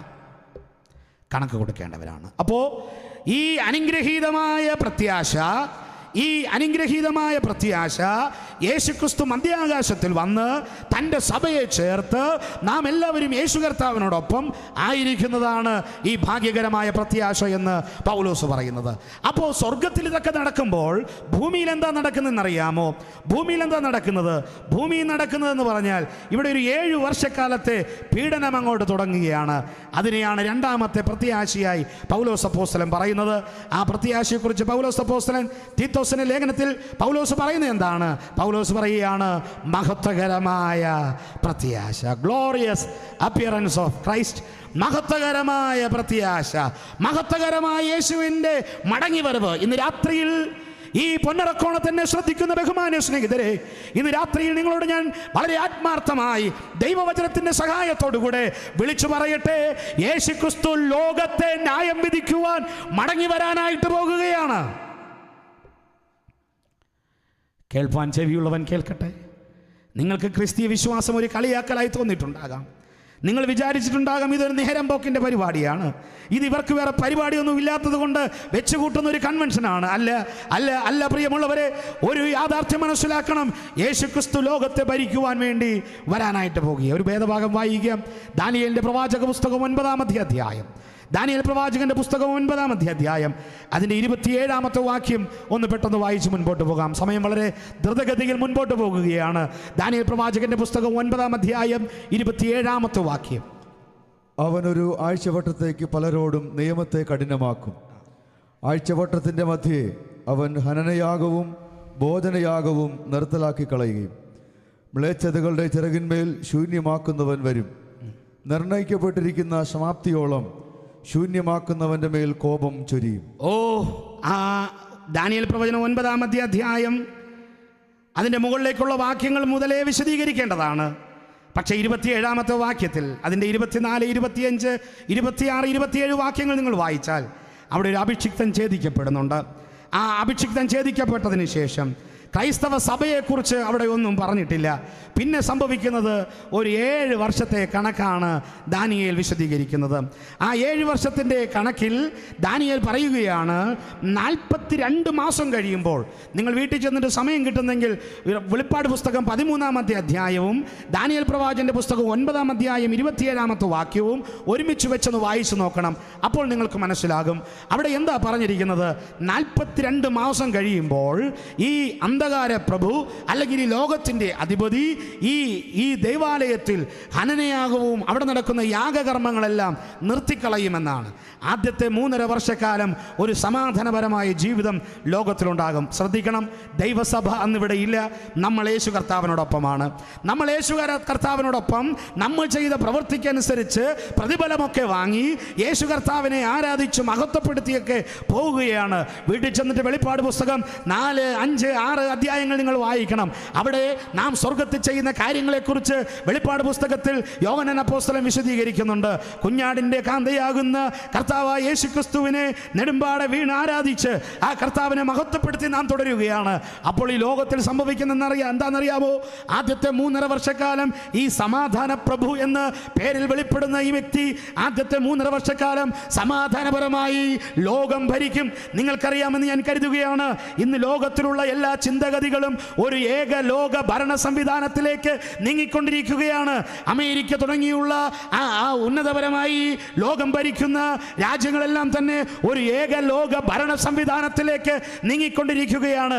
കഴിഞ്ഞ ചില ദിവസങ്ങൾക്ക് മുൻപ് വാർത്താ മാധ്യമത്തിൽ അച്ചടിച്ചു വന്ന വാർത്ത നിങ്ങൾ വായിച്ചോ എന്ന് എനിക്ക് അറിഞ്ഞുകൂടാ. അത് ഇങ്ങനെയായിരുന്നു, നമുക്കൊരൊറ്റ കറൻസി ഉണ്ടാകണം. അമേരിക്കക്കാരനും ഇന്ത്യക്കാരനും ആ യൂറോപ്പിൽ താമസിക്കുന്നവനും ഗൾഫ് കൺട്രീസിൽ താമസിക്കുന്ന ആൾക്കാർക്കുമെല്ലാം ഒറ്റ കറൻസി, ഒറ്റ രൂപ. ഇന്ത്യൻ രൂപ മാറി എല്ലാവർക്കും ഉപയോഗിക്കത്തക്ക നിലയിൽ ഒരു നാണയം മുൻപോട്ട് വെച്ചിരിക്കുകയാണ്. ബൈബിൾ പറയുകയാണ്, താമസിക്കാതെ ലോകം ഒരു ഏക ലോക ഭരണത്തിൻ്റെ കീഴിൽ, ഭരണാധികാരിയുടെ കീഴിൽ ഭരണം നയിക്കാനായിട്ട് പോകും. എന്താ പ്രശ്നം? സമാധാനമില്ല, ലോകത്തിന് സമാധാനമില്ല. ലോകത്തിന് യുദ്ധം തുടങ്ങാനായിട്ട് പോകുക. നമ്മൾ ചിന്തിക്കുന്നു ഇസ്രായേൽ എന്നും ജയിച്ച് മുൻപോട്ട് പോകുമെന്നല്ല. ഇസ്രായേൽ എന്നും ജയിച്ച് പോവുകയില്ല. ഇസ്രായേലിനൊരു പരാജയം ഉണ്ടാകും, ഇസ്രായേൽ ഒരു വീഴ്ച ഉണ്ടാകും, ഇസ്രായേൽ പരാജയപ്പെട്ടു പോകുവാനായിട്ട് ഇടയാടുത്തരും. ലോകം അസമാധാനത്തിലേക്ക് വീഴും. പ്രിയമുള്ളവരെ, താമസിക്കാതെ നമ്മൾ നമ്മുടെ കണ്ണാൽ ഇതെല്ലാം കാണാനായിട്ട് പോകുകയാണ്. സമാധാനമില്ലാതെ ലോകത്തിലെ മത നേതാക്കന്മാർ ഒരു ഏക ലോക ഭരണത്തിന്റെ കീഴിലേക്ക്, ഭരണാധികാരിയുടെ കീഴിലേക്ക് അവരുടെ നിയന്ത്രണം വെച്ചു കൊടുക്കാനായിട്ട് പോവുകയാണ്. ആ ഭരണാധികാരിയാണ് ബൈബിൾ വെളിപ്പെടുത്തുന്ന ഈ ഭരണാധികാരി. ഇവൻ 3.5 വർഷക്കാലം സമാധാനത്തോടെ ലോകം ഭരിക്കും. യഹൂദന്മാർ പറയും, ഞങ്ങൾ പ്രതീക്ഷിച്ചിരുന്ന മശിഹ ഇവനാണ്. ലോകത്തെ മുഴുവൻ സമാധാനത്തോടെ ഭരിക്കുന്ന ഞങ്ങളുടെ മശിഹ ഇവനാണ്. ഈ സമാധാനത്തിന്റെ വെള്ളരിപ്രാവായിരിക്കുന്ന ഈ മനുഷ്യന്റെ കീഴിൽ യഹൂദന്മാരെല്ലാം ഒരുപോലെ അണിനിരക്കും. പ്രിയമുള്ളവരെ, യഹൂദന്മാരെല്ലാം അണിനിരക്കും. ഈ മനുഷ്യൻ പറയുന്നതെല്ലാം ഇവർ കേൾക്കും. 3.5 വർഷക്കാലം കഴിയുമ്പോൾ ഇവൻ്റെ തനി സ്വഭാവം വെളിപ്പെടുത്തും. അതാണ് വെളിപ്പാട് നമ്മൾ ദാനിയേൽ പ്രവാചകന്റെ പുസ്തകത്തിൽ വായിച്ചത്. അവൻ ഹനനയാഗം നിർത്തും, യാഗം നിർത്തും. ദേവാലയത്തിൽ ഇനി യാഗം കഴിക്കണ്ട എന്നിവൻ പറയും. അപ്പോഴാണ് ഈ യഹൂദന്മാർക്ക് മനസ്സിലാകുന്നത്, ഞങ്ങളുടെ മശിഹ ഒരിക്കലും ഇങ്ങനെ പറയത്തില്ല, യാഗം നിർത്താൻ ഞങ്ങളുടെ മശിഹ പറയത്തില്ല. അയ്യോ, ഇവനെന്താണ് ഇങ്ങനെ പറയുന്നത്? യഹൂദന്മാരെല്ലാം കൂടെ ഇവനെതിരെ തിരിയും. പ്രിയമുള്ളവരെ, വിശ്വാസത്തിന് ആധാരമായിരിക്കുന്ന വിശുദ്ധ വേദ പുസ്തകത്തിന്റെ താളുകൾ, ഈ ദാനിയേലിന്റെ പ്രവാചകന്റെ പുസ്തകം, സെക്കറിയ പ്രവാചകന്റെ പുസ്തകം, വെളിപ്പാട് പുസ്തകം ഒരുമിച്ച് നിങ്ങൾ വായിച്ചു നോക്കണം. യഹൂദന്മാരെല്ലാവരും ഇവനെതിരെ തിരിയുമ്പോൾ ഈ മനുഷ്യൻ യഹൂദന്മാരുടെ മേൽ അതിഭയാനകമായ പീഡനങ്ങൾ അഴിച്ചുവിടും. വെളിപ്പാട് പുസ്തകം 6-ാം അധ്യായം അതിൻ്റെ 6-ാമത്തെ വാക്യം ഒന്ന് വായിക്കാതെ പോകാൻ നിവൃത്തിയില്ല. ഈ ആശയത്തുള്ള ബന്ധത്തിലൊന്ന് അത് വായിക്കേണ്ടതായിട്ടുണ്ട്. വെളിപ്പാട് പുസ്തകം 6-ാം അധ്യായം, വെളിപ്പാട് പുസ്തകം 6-ാം അധ്യായം അതിൻ്റെ 6-ാമത്തെ വാക്യം. 6ആണോ 16ആണോ എന്ന് എനിക്കൊരു ഓർമ്മയില്ല. 6-ാമത്തെ വാക്യം ഒന്ന് വായിക്കാം.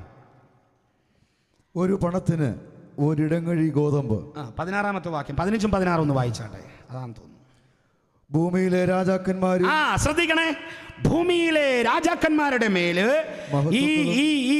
ഈ അധിപതിയായിരിക്കുന്ന, ഈ ഇസ്രായേലിന്റെ അധിപതിയായിരിക്കുന്ന ഈ സമാധാന പ്രഭു എന്ന് പറഞ്ഞ് ഇവർ വാഴ്ത്തിക്കൊണ്ടിരുന്ന ഈ മനുഷ്യൻ ലോകത്തിലെ മതത്തിന്റെ മേൽ, ലോകത്തിലെ നേതാക്കന്മാരുടെ മേൽ പോരാ, ഇസ്രായേൽ മക്കളുടെ മേൽ, യഹൂദന്മാരുടെ മേൽ അഴിച്ചുവിടുന്ന പീഡനങ്ങളെ കുറിച്ച് അവർ മനസ്സിലാക്കുമ്പോൾ, ആ പീഡനങ്ങളുടെ മൂർധന്യ അവസ്ഥയിൽ എത്തി നിൽക്കുമ്പോൾ അവർ പറയുന്ന കാര്യമാണ് നാം അവിടെ വായിക്കുന്നത്. വായിച്ചാട്ടെ.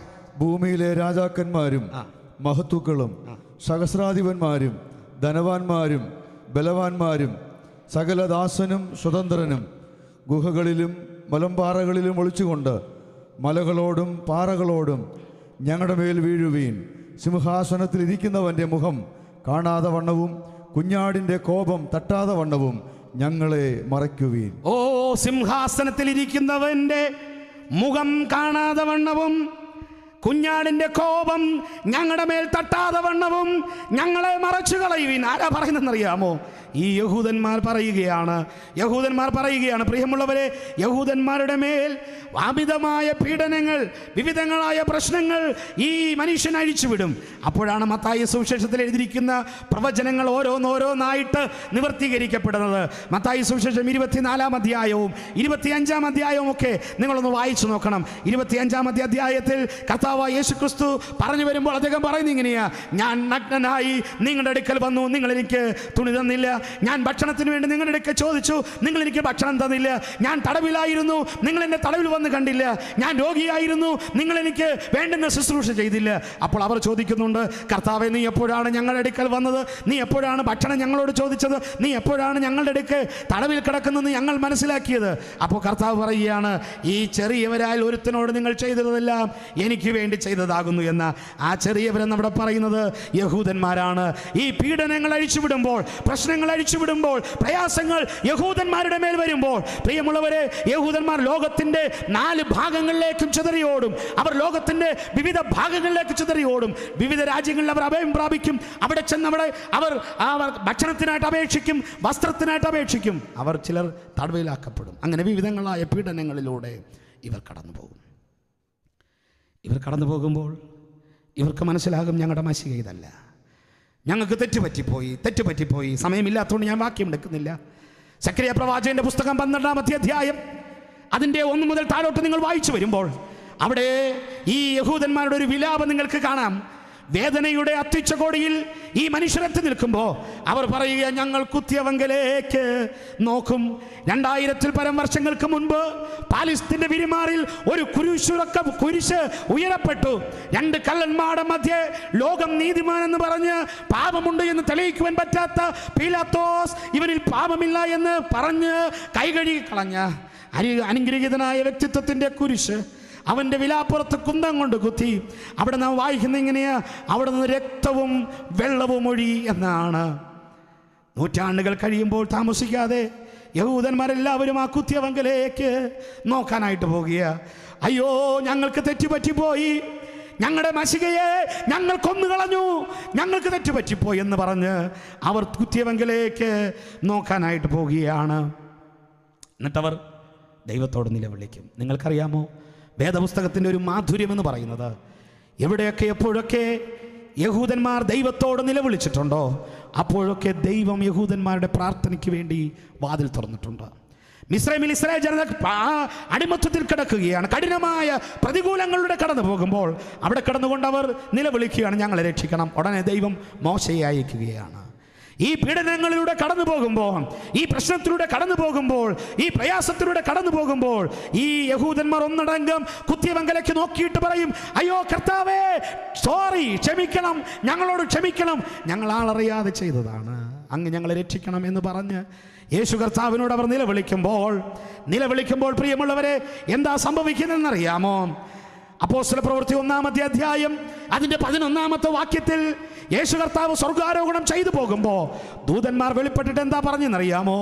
അല്ലയോ ഗലീല പുരുഷന്മാരെ, നിങ്ങൾ ആകാശത്തിലേക്ക് നോക്കി നിൽക്കുന്നത് എന്ത്? നിങ്ങളെ വിട്ടുപോയ ക്രിസ്തു പോയതുപോലെ മടങ്ങി വരും. ഒലിവുമലയിൽ നിന്ന് യേശുവിൻ്റെ പാദം മെല്ലെ മെല്ലെ പൊങ്ങി. യേശുവിൻ്റെ പാദം പൊങ്ങി യേശു ശിഷ്യന്മാരെ അനുഗ്രഹിച്ച് ആകാശമേഘങ്ങൾക്കുള്ളിൽ മറഞ്ഞപ്പോൾ ദൂതന്മാർ വെളിപ്പെട്ട് പറയുക, ഇവൻ പോയതുപോലെ മടങ്ങി വരും. എവിടെ വരും? ഒലിവുമലയിൽ വരും. വരുമോ? വരും. വന്നേ പറ്റത്തുള്ളൂ. ഒരു വാക്യം വേണമെങ്കിൽ വായിക്കാം. സക്കറിയ പ്രവാചകന്റെ പുസ്തകം 14-ാമത്തെ അധ്യായം അതിൻ്റെ 4-ാമത്തെ വാക്യത്തിൽ നാം ഇങ്ങനെ വായിക്കുന്നു, അന്നാളിൽ അവൻ്റെ പാദം ഒലിവുമലയിൽ നിൽക്കും. അന്നാളിൽ അവൻ്റെ പാദം ഒലിവുമലയിൽ നിൽക്കും. 14:4 സക്കറിയ പ്രവാചകന്റെ പുസ്തകം 14-ാം അധ്യായം 4-ാമത്തെ വാക്യം. സക്കറിയാവിന്റെ പുസ്തകം 14-ാം അധ്യായം 4-ാമത്തെ വാക്യം. അന്നാളിൽ അവൻ്റെ കാൽ യെരുശലേമിനെതിരെ കിഴക്കുള്ള ഒലിവുമലയിൽ നിൽക്കും. ഒലിവുമല കിഴക്ക് പടിഞ്ഞാറായി നടുവേ പിളർന്നു പോകും. ഏറ്റവും വലിയൊരു താഴ്വര ഉളവായി വരും. മലയുടെ ഒരു പകുതി വടക്കോട്ടും മറ്റേ പകുതി തെക്കോട്ടും വാങ്ങി മതി. ഇത്രയേ ഉള്ളൂ. അവിടുത്തെ സാരാംശം ഇത്രയേ ഉള്ളൂ. യഹൂദന്മാരുടെ നിലവിളി കേട്ട് യേശു കർത്താവ് മടങ്ങി വരാനായിട്ട് പോകുക. എങ്ങോട്ട് മടങ്ങി വരും? ഭൂമിയിലേക്ക് മടങ്ങി വരും. ആദ്യത്തെ മടങ്ങിവരവ് മധ്യാകാശത്തെ തൻ്റെ ഭക്തരെ ചേർക്കാൻ വേണ്ടിയിട്ടാണെങ്കിൽ യേശു കർത്താവ് ആകാശമേഘങ്ങളെ വാഹനമാക്കി വെള്ളക്കുതിരപ്പുറത്ത്, വെളിപ്പാട് പുസ്തക ഭാഷയിൽ പറഞ്ഞാൽ വെള്ളക്കുതിരപ്പുറത്ത് യേശു കർത്താവ് ഈ വിശുദ്ധന്മാരും ചേർന്ന് ഒരുമിച്ച് ഒലിവുമലയിലേക്ക് കടന്നു വരാനായിട്ട് പോവുകയാണ്. യേശു കർത്താവിൻ്റെ പാദം ഒലിവുമലയിൽ ചവിട്ടും. പ്രിയമുള്ളവരെ, ഒലിവുമല രണ്ടായിട്ട് ചിന്തിപ്പോകും. ഒരു വലിയ യുദ്ധമുണ്ടാകും. എനിക്ക് വിശദീകരിക്കുവാൻ സമയമില്ല, ഞാൻ മുൻപോട്ട് പോകട്ടെ. ആ വലിയ യുദ്ധത്തിന്റെ പരിണിത ഫലമായി സാത്താനെയും അവന്റെ ദൂതന്മാരെയും 1000 ആണ്ടത്തേക്ക് അഗാധ കൂപം എന്ന് പറയുന്ന ഒരു കൂപത്തിലേക്ക് തള്ളിയിടും. വെളിപ്പാട് പുസ്തകം 19-ാം അധ്യായം നിങ്ങൾ വീട്ടിൽ ചെന്നിട്ടൊന്ന് വായിക്കണം. ആ 19-ാം അധ്യായത്തിൽ അവിടെ വായിക്കുന്ന ഇങ്ങനെയാ, അഗാധ കൂപത്തിലേക്ക് 1000 ആണ്ടത്തേക്ക് ഇവനെ അങ്ങ് തള്ളിയിടുവാനായിട്ട് പോകുക. എന്താ ഈ കൂപത്തിന്റെ പ്രത്യേകത? ഇത് ബോട്ടംലെസ് പിറ്റ് എന്നാണ് അറിയപ്പെടുന്നത്. അടിയില്ല കുഴി എന്ന് വേണമെങ്കിൽ പറയാം. ഒരു വസ്തു എടുത്ത് ഈ കുഴിയിലേക്ക് ഇട്ടാൽ ഇത് പോയിക്കൊണ്ടേയിരിക്കും, നിൽക്കാൻ പറ്റുകയില്ല. അങ്ങനെ 1000 ആണ്ടത്തേക്ക് ഈ മനുഷ്യൻ യാത്ര ചെയ്തുകൊണ്ടേയിരിക്കും. 1000 ആണ്ട് കഴിയുമ്പോൾ വീണ്ടും ഇവനെ ഒന്ന് റിലീസ് ചെയ്യും. ഈ 1000 ആണ്ട് യേശു കർത്താവ് യെരൂശലേമിൽ ലോകത്തിൻ്റെ അധിപതിയായി, യഥാർത്ഥ സമാധാന പ്രഭുവായി, ലോകത്തിൻ്റെ മാനവജാതിയുടെ ഉദ്ധാരകനായി, ലോകത്തിലെ മാനവജാതിക്ക് രക്ഷയൊരുക്കിയ നമ്മുടെ പ്രാണനായകൻ യെരൂശലേമിൽ രാജാവായി വാഴാനായിട്ട് പോകുകയാണ്. പൊന്നിറക്കോണമേ, കേൾക്കാൻ ചെവിയുണ്ടെങ്കിൽ കേട്ടോളിൻ. ദൈവപുത്രൻ ലോകത്തെ ഭരിക്കാനായിട്ട് പോകുകയാണ്. യേശുക്രിസ്തു ലോകത്തെ ഭരിക്കും. പിശാചിനെയും അവൻ്റെ ദൂതന്മാരെയും ഈ ബോട്ടംലെസ് പിറ്റിൽ നിന്ന്, അഗാധ കൂപത്തിൽ നിന്ന് 1000 ആണ്ട് കഴിയുമ്പോൾ പുറത്തേക്ക് അഴിച്ചുവിടും. അവർ വീണ്ടും സർവശക്തിയോടെ മടങ്ങി വരും. അവർ വീണ്ടും സർവശക്തിയോടെ മടങ്ങി വന്നിട്ട് യേശുക്രിസ്തുവുമായ ഒരു യുദ്ധത്തിലേക്ക് അവർ ഏർപ്പെടും. യേശു കർത്താവുമായ ഒരു യുദ്ധത്തിലേക്ക് ഏർപ്പെട്ടിട്ട് ആ യുദ്ധത്തെ അർമഗദോൻ യുദ്ധമെന്ന് വേണമെങ്കിൽ പറയാം. ആ യുദ്ധത്തിൽ യേശു കർത്താവും സാത്താനും സാത്താൻ്റെ സംഘവും അവരുടെ ദൂതന്മാരുമൊക്കെയായി നടക്കുന്ന ആ യുദ്ധത്തിൻ്റെ പരിണിതഫലമായി സാത്താനെയും പഴയ പാമ്പിനെയും കള്ളപ്രവാചകന്മാരെയും എല്ലാം അഗാധ കൂപത്തിൽ നിന്നെടുത്ത് നിത്യമായ നരകത്തിലേക്ക് തള്ളിയിടും. വെളിപ്പാട് പുസ്തകം 19-20 അധ്യായങ്ങളിലെ സംഭവമാണ് ഞാൻ ഈ പറയുന്നത്. അങ്ങനെ അഗാധ കൂപത്തിൽ നിന്നെടുത്ത ഇവരെ ഈ നിത്യമായ ന്യായവിധിയിലേക്ക് തള്ളിയിട്ടതിന് ശേഷം ഒരു ന്യായവിധിയുണ്ട്. ഒരു ന്യായവിധി. ആ ന്യായവിധിയും കൂടെ ഒന്ന് വായിക്കേണ്ടതായിട്ടുണ്ട്. വിശുദ്ധ വേദപുസ്തകം വെളിപ്പാട് പുസ്തകത്തിലേക്കൊന്ന് പോയാൽ വെളിപ്പാട് പുസ്തകത്തിൽ ആ ന്യായവിധിയെക്കുറിച്ച് പറയുന്നുണ്ട്. 20-ാമത്തെ അധ്യായത്തിൽ 20-ാമത്തെ അധ്യായം 1 മുതലുള്ള വാക്യങ്ങളൊന്ന് വായിച്ചാട്ടെ. 20-ാം അധ്യായം 1 മുതലുള്ള വാക്യങ്ങൾ. അനന്തരം ഒരു ദൂതൻ അഗാധത്തിന്റെ താക്കോലും ഒരു വലിയ ചങ്ങലയും കയ്യിൽ പിടിച്ചുകൊണ്ട് സ്വർഗത്തിൽ നിന്ന് ഇറങ്ങുന്നത് ഞാൻ കണ്ടു. അവിടെ ഈ കൂപത്തെക്കുറിച്ച് പറഞ്ഞു വന്നിട്ട് അതിൻ്റെ താഴോട്ടുള്ള ഭാഗങ്ങളിൽ നാം വായിച്ചു വരുമ്പോൾ ആകാശവും ഭൂമിയും ഓടിപ്പോയി എന്നാണ് വായിക്കുന്നത്. ഒരു വെള്ളസിംഹാസനം വെളിപ്പെട്ടു. ആ വെള്ളസിംഹാസനത്തിന് മുമ്പാകെ രാജാതിരാജാവായിരുന്നു കൊണ്ട് യേശുക്രിസ്തു ലോകത്തെ ന്യായം വിധിക്കുകയാണ്. പ്രിയമുള്ളവരെ, അവിടെ നാം വായിക്കുന്ന ഇങ്ങനെയാ: സമുദ്രം തങ്ങളിലുള്ള മരിച്ചവരെ ഏൽപ്പിച്ചു കൊടുത്തു, ഭൂമി തങ്ങളിലുള്ള മരിച്ചവരെ ഏൽപ്പിച്ചു കൊടുത്തു, മലകൾ തങ്ങളിലുള്ള മരിച്ചവരെ ഏൽപ്പിച്ചു കൊടുത്തു. ആ ബാലവൃത്തം ജനവും യേശുവിൻ്റെ മുമ്പാകെ, ക്രിസ്തു യേശുവിൻ്റെ മുമ്പാകെ കടന്നു വരുവാനിടയായി തീർന്നു. യേശു ക്രിസ്തു ഒരു പുസ്തകം തുറക്കുകയാണ്. ആ പുസ്തകത്തിൻ്റെ പേര് ജീവപുസ്തകം എന്നാണ്. ആ പുസ്തകത്തെക്കുറിച്ച് അവിടെ പറഞ്ഞിരിക്കുന്നത് ഇങ്ങനെയാ: ജീവപുസ്തകത്തിൽ പേരെഴുതി കാണാത്ത ഏവനെയും തീപ്പൊയ്യിൽ തള്ളിയിടും. ജീവപുസ്തകത്തിൽ പേരെഴുതി കാണാത്ത ക്രിസ്ത്യാനിയെ എന്നല്ല, ജീവപുസ്തകത്തിൽ പേരെഴുതി കാണാത്ത ഹിന്ദുവിനെ എന്നല്ല, ജീവപുസ്തകത്തിൽ പേരെഴുതി കാണാത്ത ഇസ്ലാം മത വിശ്വാസിയെ എന്നല്ല അവിടെ പറഞ്ഞിരിക്കുന്നത്. മറിച്ച് അവിടെ പറഞ്ഞിരിക്കുന്നത് ജീവപുസ്തകത്തിൽ പേരെഴുതി കാണാത്ത ഏവനെയും ആ തീപ്പൊയ്യിൽ തള്ളിയിടും. ഇന്ന് രാത്രിയിൽ എൻ്റെ ശബ്ദം ശ്രദ്ധിക്കുന്ന ബഹുമാന്യ സ്നേഹിതരെ, താങ്കളുടെ പേര് ഈ ജീവപുസ്തകത്തിലില്ലെങ്കിൽ നിത്യമായ നരകത്തിലേക്ക് താങ്കൾ പോകേണ്ടതായിട്ട് വരും. അതിന് ദൈവത്തിന് മുമ്പാകെ ഒരു കോംപ്രമൈസുമില്ല. പൗലോസ് അപ്പോസ്തലൻ ഈ ആശയത്തെ ഉൾക്കൊണ്ടുകൊണ്ട് ഫിലിപ്പിയർക്ക് ലേഖനം എഴുതുമ്പോൾ 2-ാം അധ്യായത്തിൽ പൗലോസ് വിശദീകരിക്കുന്ന ഇങ്ങനെയാണ്: അവൻ ദൈവരൂപത്തിലിരിക്കെ ദൈവത്തോടുള്ള സമത്വം മുറുകെ പിടിച്ചുകൊള്ളണം എന്ന് വിചാരിക്കാതെ ദാസരൂപമെടുത്ത് തന്നെത്താൻ താഴ്ത്തി ക്രൂശിലെ മരണത്തോളം അനുസരണമുള്ളവനായിട്ട് തീർന്നു. എന്നിട്ട് പറയുക, അതുകൊണ്ട് എന്താ യേശുക്രിസ്തുവിനെ കിട്ടിയ പ്രയോജനം? അവിടെ പറയുന്ന ഇങ്ങനെ: അതുകൊണ്ട് ദൈവം അവനെ ഏറ്റവും ഉയർത്തി എല്ലാ നാമത്തിനും മേലായ നാമം നൽകി സ്വർലോകരുടെയും ഭൂലോകരുടെയും അധോ ലോകരുടെയും മുഴങ്കാലൊക്കെയും യേശുക്രിസ്തുവിന്റെ മുമ്പാകെ മടങ്ങിയിട്ട് യേശുക്രിസ്തു കർത്താവെന്ന് ഏറ്റുപറയേണ്ടതായിട്ട് വരും. ഇന്ന് രാത്രിയിൽ എന്നെ ശ്രദ്ധിക്കുന്ന ബഹുമാന്യ സ്നേഹിതരെ, കഴിഞ്ഞ 3 രാത്രിയിലായി എൻ്റെ ബഹുമാന്യ സഹോദരന്മാർ ഇത്രയധികം പ്രയാസപ്പെട്ട്, ഇത്രയധികം ബുദ്ധിമുട്ടി ഈ ദേശത്തേക്ക് കടന്നു വന്ന് ഈ നിലയിലൊരു സുവിശേഷ യോഗം ക്രമീകരിച്ചതിൻ്റെ പിന്നിലെ ഉദ്ദേശം എന്താണ്? കഴിഞ്ഞ രാത്രിയിലും പ്രഥമ രാത്രിയിലുമൊക്കെ അവർ വിളിച്ചു പറഞ്ഞ സന്ദേശത്തിൽ മുഴിച്ചു നിന്ന ആശയം എന്താണ്? ഒരൊറ്റ ആശയം: യേശുവിനെ കർത്താവെന്ന് വായ്കൊണ്ട് ഏറ്റുപറയുകയും ദൈവം അവനെ മരിച്ചവരുടെ നിന്ന് ഉയർത്തെഴുന്നേൽപ്പിച്ചു എന്ന് ഹൃദയം കൊണ്ട് വിശ്വസിക്കുകയും ചെയ്താൽ നീ രക്ഷിക്കപ്പെടും. കഴിഞ്ഞ 21 നൂറ്റാണ്ടുകളായി ക്രൈസ്തവ ഭക്തന്മാർ വിളിച്ചു പറയുന്ന ഇതാണ്: രക്ഷിക്കപ്പെടുവാനുള്ള ഏക വഴി യേശുക്രിസ്തു മാത്രമാണ്.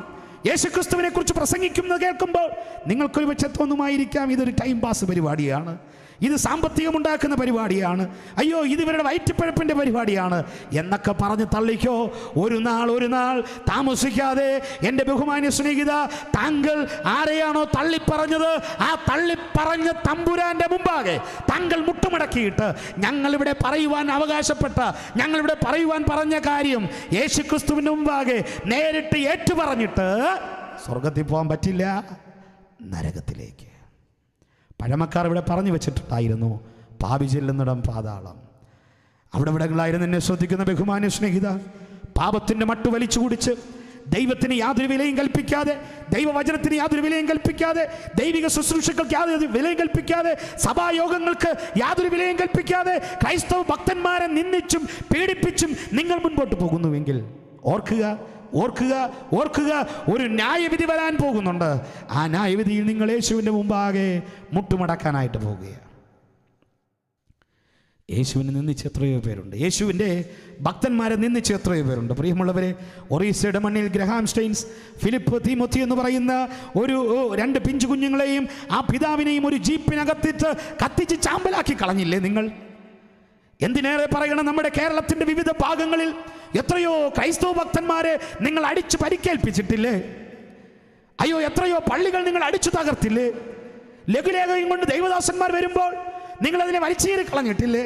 ഒരു സ്ഥലത്ത് ഞാൻ ലഘുലേഖ കൊടുത്തുകൊണ്ടിരിക്കുമ്പോൾ ഒരാൾ എൻ്റെ കയ്യിൽ നിന്ന് വളരെ വിനയത്തോടെ ലഘുലേഖ വാങ്ങി. ഞാൻ വിചാരിച്ചു അദ്ദേഹം വായിക്കാൻ വേണ്ടി വാങ്ങിയതായിരിക്കുമെന്ന്. അദ്ദേഹം അത് വാങ്ങിയിട്ട് അതിൻ്റെ ഫ്രണ്ട് പേജൊക്കെ ഒന്ന് മറച്ചും തിരിച്ചു നോക്കി, അതിനെ വലിച്ച് 5-6 പീസായിട്ട് കീറിയിട്ട് എൻ്റെ തലയിലൂടെ ഇങ്ങനെ ഇട്ട് തന്നു, പൂവിടുന്നത് പോലെ. കുഴപ്പമില്ല, കുഴപ്പമില്ല, കുഴപ്പമില്ല പ്രിയ സ്നേഹിത, താങ്കൾ മുട്ടുമടക്കാനായിട്ട് പോകുക. ആരുടെ മുമ്പിൽ? എൻ്റെ മുമ്പിലല്ല, ഇവിടെ ഇരിക്കുന്ന ദൈവദാസന്മാരുടെ മുമ്പിലല്ല, വിശ്വാസികളുടെ മുമ്പിലല്ല. എന്നെ ഇന്ന് രാത്രിയിൽ ഇവിടെ പ്രസംഗിക്കുവാൻ പ്രേരിപ്പിച്ചൊരു ഘടകമുണ്ട്. അത് എനിക്ക് വേണ്ടി പ്രാണൻ നൽകിയ, എനിക്ക് വേണ്ടി ചങ്കിലെ ചോര നൽകിയ, എനിക്ക് വേണ്ടി മരണത്തെ ജയിച്ചുയർത്തെഴുന്നേറ്റ എന്നെ ചേർക്കുവാൻ വരുന്ന കർത്താവായ യേശുക്രിസ്തുവിൻ്റെ മുമ്പാകെ നിങ്ങൾ മുട്ടുമടക്കും. എത്ര മിടുക്കനായാലും മുട്ടുമടക്കും. ഞാനിങ്ങനെ സാധാരണ പറയാറുണ്ട്, വമ്പനായാലും കൊമ്പനായാലും മിടുക്കനായാലും മിടുക്കിയായാലും യേശുക്രിസ്തുവിൻ്റെ മുമ്പാകെ യേശുക്രിസ്തു കർത്താവെന്ന് ദൈവനാമ മഹത്വത്തിനായി നിങ്ങൾ ഏറ്റുപറയേണ്ടതായിട്ട് വരും. അതുകൊണ്ട് യേശുവിൻ്റെ മുമ്പാകെ മുട്ടുമടക്കുവാൻ നിങ്ങൾക്ക് ഇന്ന് രാത്രിയിൽ മനസ്സുണ്ടോ? കഴിഞ്ഞ 3 രാത്രിയിലായി ഈ ദേശത്തിൻ്റെ മധ്യയായി ദൈവത്തിൻ്റെ മാറ്റമില്ലാത്ത വചനം വളരെ വ്യക്തമായി നിങ്ങളോട് അറിയിച്ചു കഴിഞ്ഞു. ഒരുപക്ഷെ നിങ്ങൾ ഈ വാഗ്ദാനത്തിൻ്റെ മുമ്പാകെ TV-യുടെ ശബ്ദം കൂട്ടി വെച്ചിട്ടുണ്ടാകാം. ഒരുപക്ഷെ നിങ്ങൾ പറഞ്ഞിട്ടുണ്ടാകാം, യുവന്മാരുടെ പരിപാടിയാണിത് എന്നൊക്കെ. എന്തൊക്കെ പറഞ്ഞാലും ഇന്ന് രാത്രിയിൽ നിങ്ങളോട് ദൈവവചനത്തിൻ്റെ നിറവിൽ നിന്നുകൊണ്ട്, ദൈവാത്മാവിൻ്റെ നിറവിൽ നിന്നുകൊണ്ട് ഞാൻ ഇന്ന് രാത്രി നിങ്ങളോട് ചോദിക്കട്ടെ, യേശുവിന് വേണ്ടി ഹൃദയം കൊടുക്കുവാൻ നിങ്ങൾക്ക് മനസ്സുണ്ടോ? രാജാധിരാജൻ മഹിമയോടെ വാനമേഘങ്ങളെ വാഹനമാക്കിയതാ വരാനായിട്ട് പോകുകയാണ്. എൻ്റെ പ്രാണനായകൻ നമ്മെ ചേർക്കുവാൻ മടങ്ങി വരാനായിട്ട് പോവുകയാണ്. പ്രിയമുള്ളവരെ, ഈ യേശുവിന് വേണ്ടി നിങ്ങൾക്ക് ഹൃദയം കൊടുക്കുവാൻ മനസ്സുണ്ടോ? നിങ്ങൾക്ക് വേണ്ടി പ്രാണനെ വെച്ചു കൊടുത്ത, നിങ്ങൾക്ക് വേണ്ടി ജീവനെ മറുവിലയായി കൊടുത്ത ക്രൈസ്തവ ഭക്തരെ ചേർക്കുവാൻ വരുന്ന, വിശ്വാസികളെ ചേർക്കുവാൻ വരുന്ന, അവർക്ക് പ്രതിഫലം തരുവാൻ പോകുന്ന ഈ ക്രിസ്തുവിനെ ഇന്ന് രാത്രിയിൽ നിങ്ങൾക്ക് ആവശ്യമുണ്ടോ? കണ്ണുകളടയ്ക്കാൻ പ്രാർത്ഥിക്കാം. ഈ കർത്താവിനെ നിങ്ങൾക്ക് ഇന്ന് രാത്രിയിൽ സ്വീകരിക്കുവാൻ നിങ്ങൾക്ക് മനസ്സുണ്ടോ? ഈ ശബ്ദത്തിൻ്റെ ശ്രവണപഥത്തിൽ എന്നെ ശ്രദ്ധിക്കുന്ന ബഹുമാന്യ സ്നേഹിതരെ, ഇതൊരു കിഴവിക്കഥയായി പൊട്ടക്കഥയായി നിങ്ങളിത് കളയരുത്. ഇതിനെ വളരെ ഗൗരവമായി നിങ്ങൾ എടുക്കണം. ഘടികാരത്തിൻ്റെ സൂചി എപ്പോഴാണ് നിലയ്ക്കുവാൻ പോകുന്നത് നമുക്കറിഞ്ഞുകൂടാ. ലോക സംഭവങ്ങളെല്ലാം വിളിച്ചു പറയുന്നു, ഒരു ഭരണാധികാരി ലോകത്തെ നീതിയോടെ ഭരിക്കുവാൻ വരുവാനായിട്ട് പോകുകയാണ്. അയ്യോ, ലോക സംഭവങ്ങളെല്ലാം ബൈബിൾ പ്രവചനങ്ങളെ പൂർത്തീകരിച്ചു കൊണ്ട് പോകുന്നു എങ്കിൽ പ്രിയ സ്നേഹിത, ഇന്ന് രാത്രിയിൽ താങ്കളോട് വിനീതമായിട്ട് ചോദിക്കട്ടെ, ഇന്ന് രാത്രിയിൽ ദൈവം തൻ്റെ ദൂതന്മാരുമായി കടന്നു വന്നാൽ നിങ്ങളുടെ അവസ്ഥ എന്തായിത്തീരും? നിങ്ങളുടെ ഹൃദയം ദൈവത്തിനായി കൊടുക്കുവാൻ നിങ്ങൾക്ക് മനസ്സുണ്ടോ? നിങ്ങൾ ഇരിക്കുന്ന ഇരിപ്പിൽ നിന്നുകൊണ്ട്, നിൽക്കുന്ന നിൽപ്പിൽ നിന്നുകൊണ്ട് യേശുവിനോട് ഇങ്ങനെ പറയുവാൻ നിങ്ങൾക്ക് മനസ്സുണ്ടോ? നിങ്ങളുടെ ഹൃദയത്തിലേക്ക് യേശു കർത്താവിനെ രക്ഷകനായി, ദൈവമായി, ഈ മടങ്ങി വരുന്ന ഗുരുവിനെ സ്വീകരിക്കുവാൻ നിങ്ങൾക്ക് മനസ്സുണ്ടോ? അങ്ങനെയെങ്കിൽ നിങ്ങൾക്ക് ഇങ്ങനെയൊന്ന് പ്രാർത്ഥിക്കാമോ?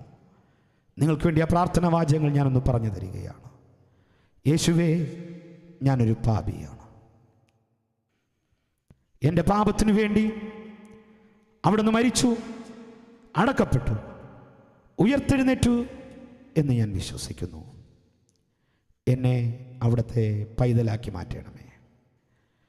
ഞാൻ ഇന്നു മുതൽ അങ്ങേക്കായി ജീവിച്ചുകൊള്ളാം. ആമേൻ. യേശുവിനോട് നിങ്ങൾ ഇങ്ങനെ പ്രാർത്ഥിച്ചിട്ടുണ്ടെങ്കിൽ, എൻ്റെ പ്രിയ സ്നേഹിത, താങ്കൾ എത്ര പ്രായം കുറഞ്ഞ ആളാണേലും, താങ്കൾ എത്ര പ്രായം കൂടിയ ആളാണേലും, യേശു കർത്താവ് ഇന്ന് രാത്രിയിൽ മടങ്ങി വന്നാൽ നിങ്ങളും ഞങ്ങളോടൊപ്പം കാണും. അല്ല, ഈ യേശുവിന് വേണ്ട എന്ന് വെച്ചാൽ താമസിക്കാതെ യേശു കർത്താവിൻ്റെ പാദം ഒലിവുമലയിൽ ചവിട്ടാനായിട്ട് പോവുകയാണ്.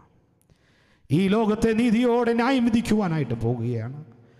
ജീവപുസ്തകത്തിൽ പേരെഴുതി കാണാത്ത എവനെയും തീ തീപ്പൊയ്കയിൽ തള്ളിയിടാനായിട്ട് പോകുകയാണ്. അയ്യോ, അവിടെ നിന്ന് രക്ഷപ്പെടാനായിട്ട് സാധിക്കുകയില്ല. അത് ഭയാനകമാണ്, അത് ഭയാനകമാണ്. പ്രിയമുള്ളവരെ, യേശുവിനെ അംഗീകരിച്ചില്ല എങ്കിൽ ഈ ഭയാനകമായ തീപ്പൊയ്കയിലേക്ക് താങ്കൾ വീഴാനായിട്ടിടയായിട്ട് തീരും.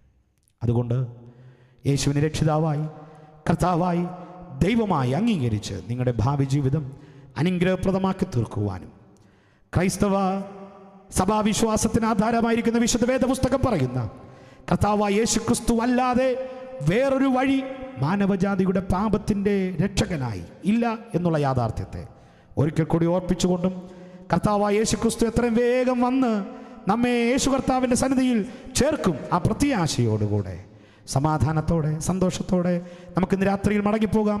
യേശു കർത്താവിന് വേണ്ടി ഹൃദയം തുറന്നു കൊടുക്കുക. നിങ്ങൾക്ക് മനസ്സുണ്ടെങ്കിൽ അങ്ങനെ ഹൃദയം തുറന്നു കൊടുത്ത് ആരെങ്കിലും ഇന്ന് രാത്രിയിൽ ഇവിടെ ഇരിപ്പുണ്ടെങ്കിൽ ഈ യോഗം കഴിഞ്ഞിട്ട് ഞങ്ങളെ വന്ന് കണ്ടാൽ നിങ്ങൾക്ക് വേണ്ടി ഞങ്ങൾ പ്രാർത്ഥിക്കുന്നതായിരിക്കും. ഈ ശബ്ദശ്രവണ മാധ്യമത്തിൽ ശ്രദ്ധിച്ച ആരെങ്കിലും ഈ രീതിയിൽ യേശുവിനെ അംഗീകരിച്ചിട്ടുണ്ടെങ്കിൽ, നിങ്ങൾ ഇന്ന് ഈ രാത്രിയിൽ യേശുവിനെ ആ നിലയിൽ സ്വീകരിച്ചിട്ടുണ്ടെങ്കിൽ ആ കാര്യം ഇവിടെയുള്ള സുവിശേഷ പ്രവർത്തകരോട് അറിയിച്ചാൽ അത് നിങ്ങളെ ഓർത്ത് പ്രാർത്ഥിക്കുവാനൊരു കാരണമായിട്ട് തീരും എന്നുള്ളത് ഓർപ്പിച്ചുകൊണ്ടും ഈ 3 ദിവസങ്ങളായി ശ്രദ്ധിച്ച ദൈവവചനം എൻ്റെ പ്രിയ സ്നേഹിതരുടെ ന്യായവിധിക്ക് കാരണമാക്കും, പ്രത്യാശയ്ക്കും സമാധാനത്തിനും സ്വസ്ഥതയ്ക്കും കാരണമായിട്ട് തീരട്ടെ എന്ന് ആത്മാർത്ഥമായി പ്രാർത്ഥിച്ചും കൊണ്ടും ഇങ്ങനൊരു അവസരം സംജാതമാക്കിയ ദൈവസഭയ്ക്കും എൻ്റെ ബഹുമാന്യ സഹോദരങ്ങൾക്കും നന്ദി അറിയിച്ചുകൊണ്ടും എൻ്റെ വാക്കുകൾക്ക് വിരാമം കുറിക്കുന്നു. എല്ലാവർക്കും യേശുക്രിസ്തുവിൻ്റെ വേഗം മടങ്ങി വരുന്ന യേശുക്രിസ്തുവിൻ്റെ നാമത്തിൽ നന്ദി നന്ദി. ദൈവം നമ്മെ സഹായിക്കട്ടെ. ആമേൻ.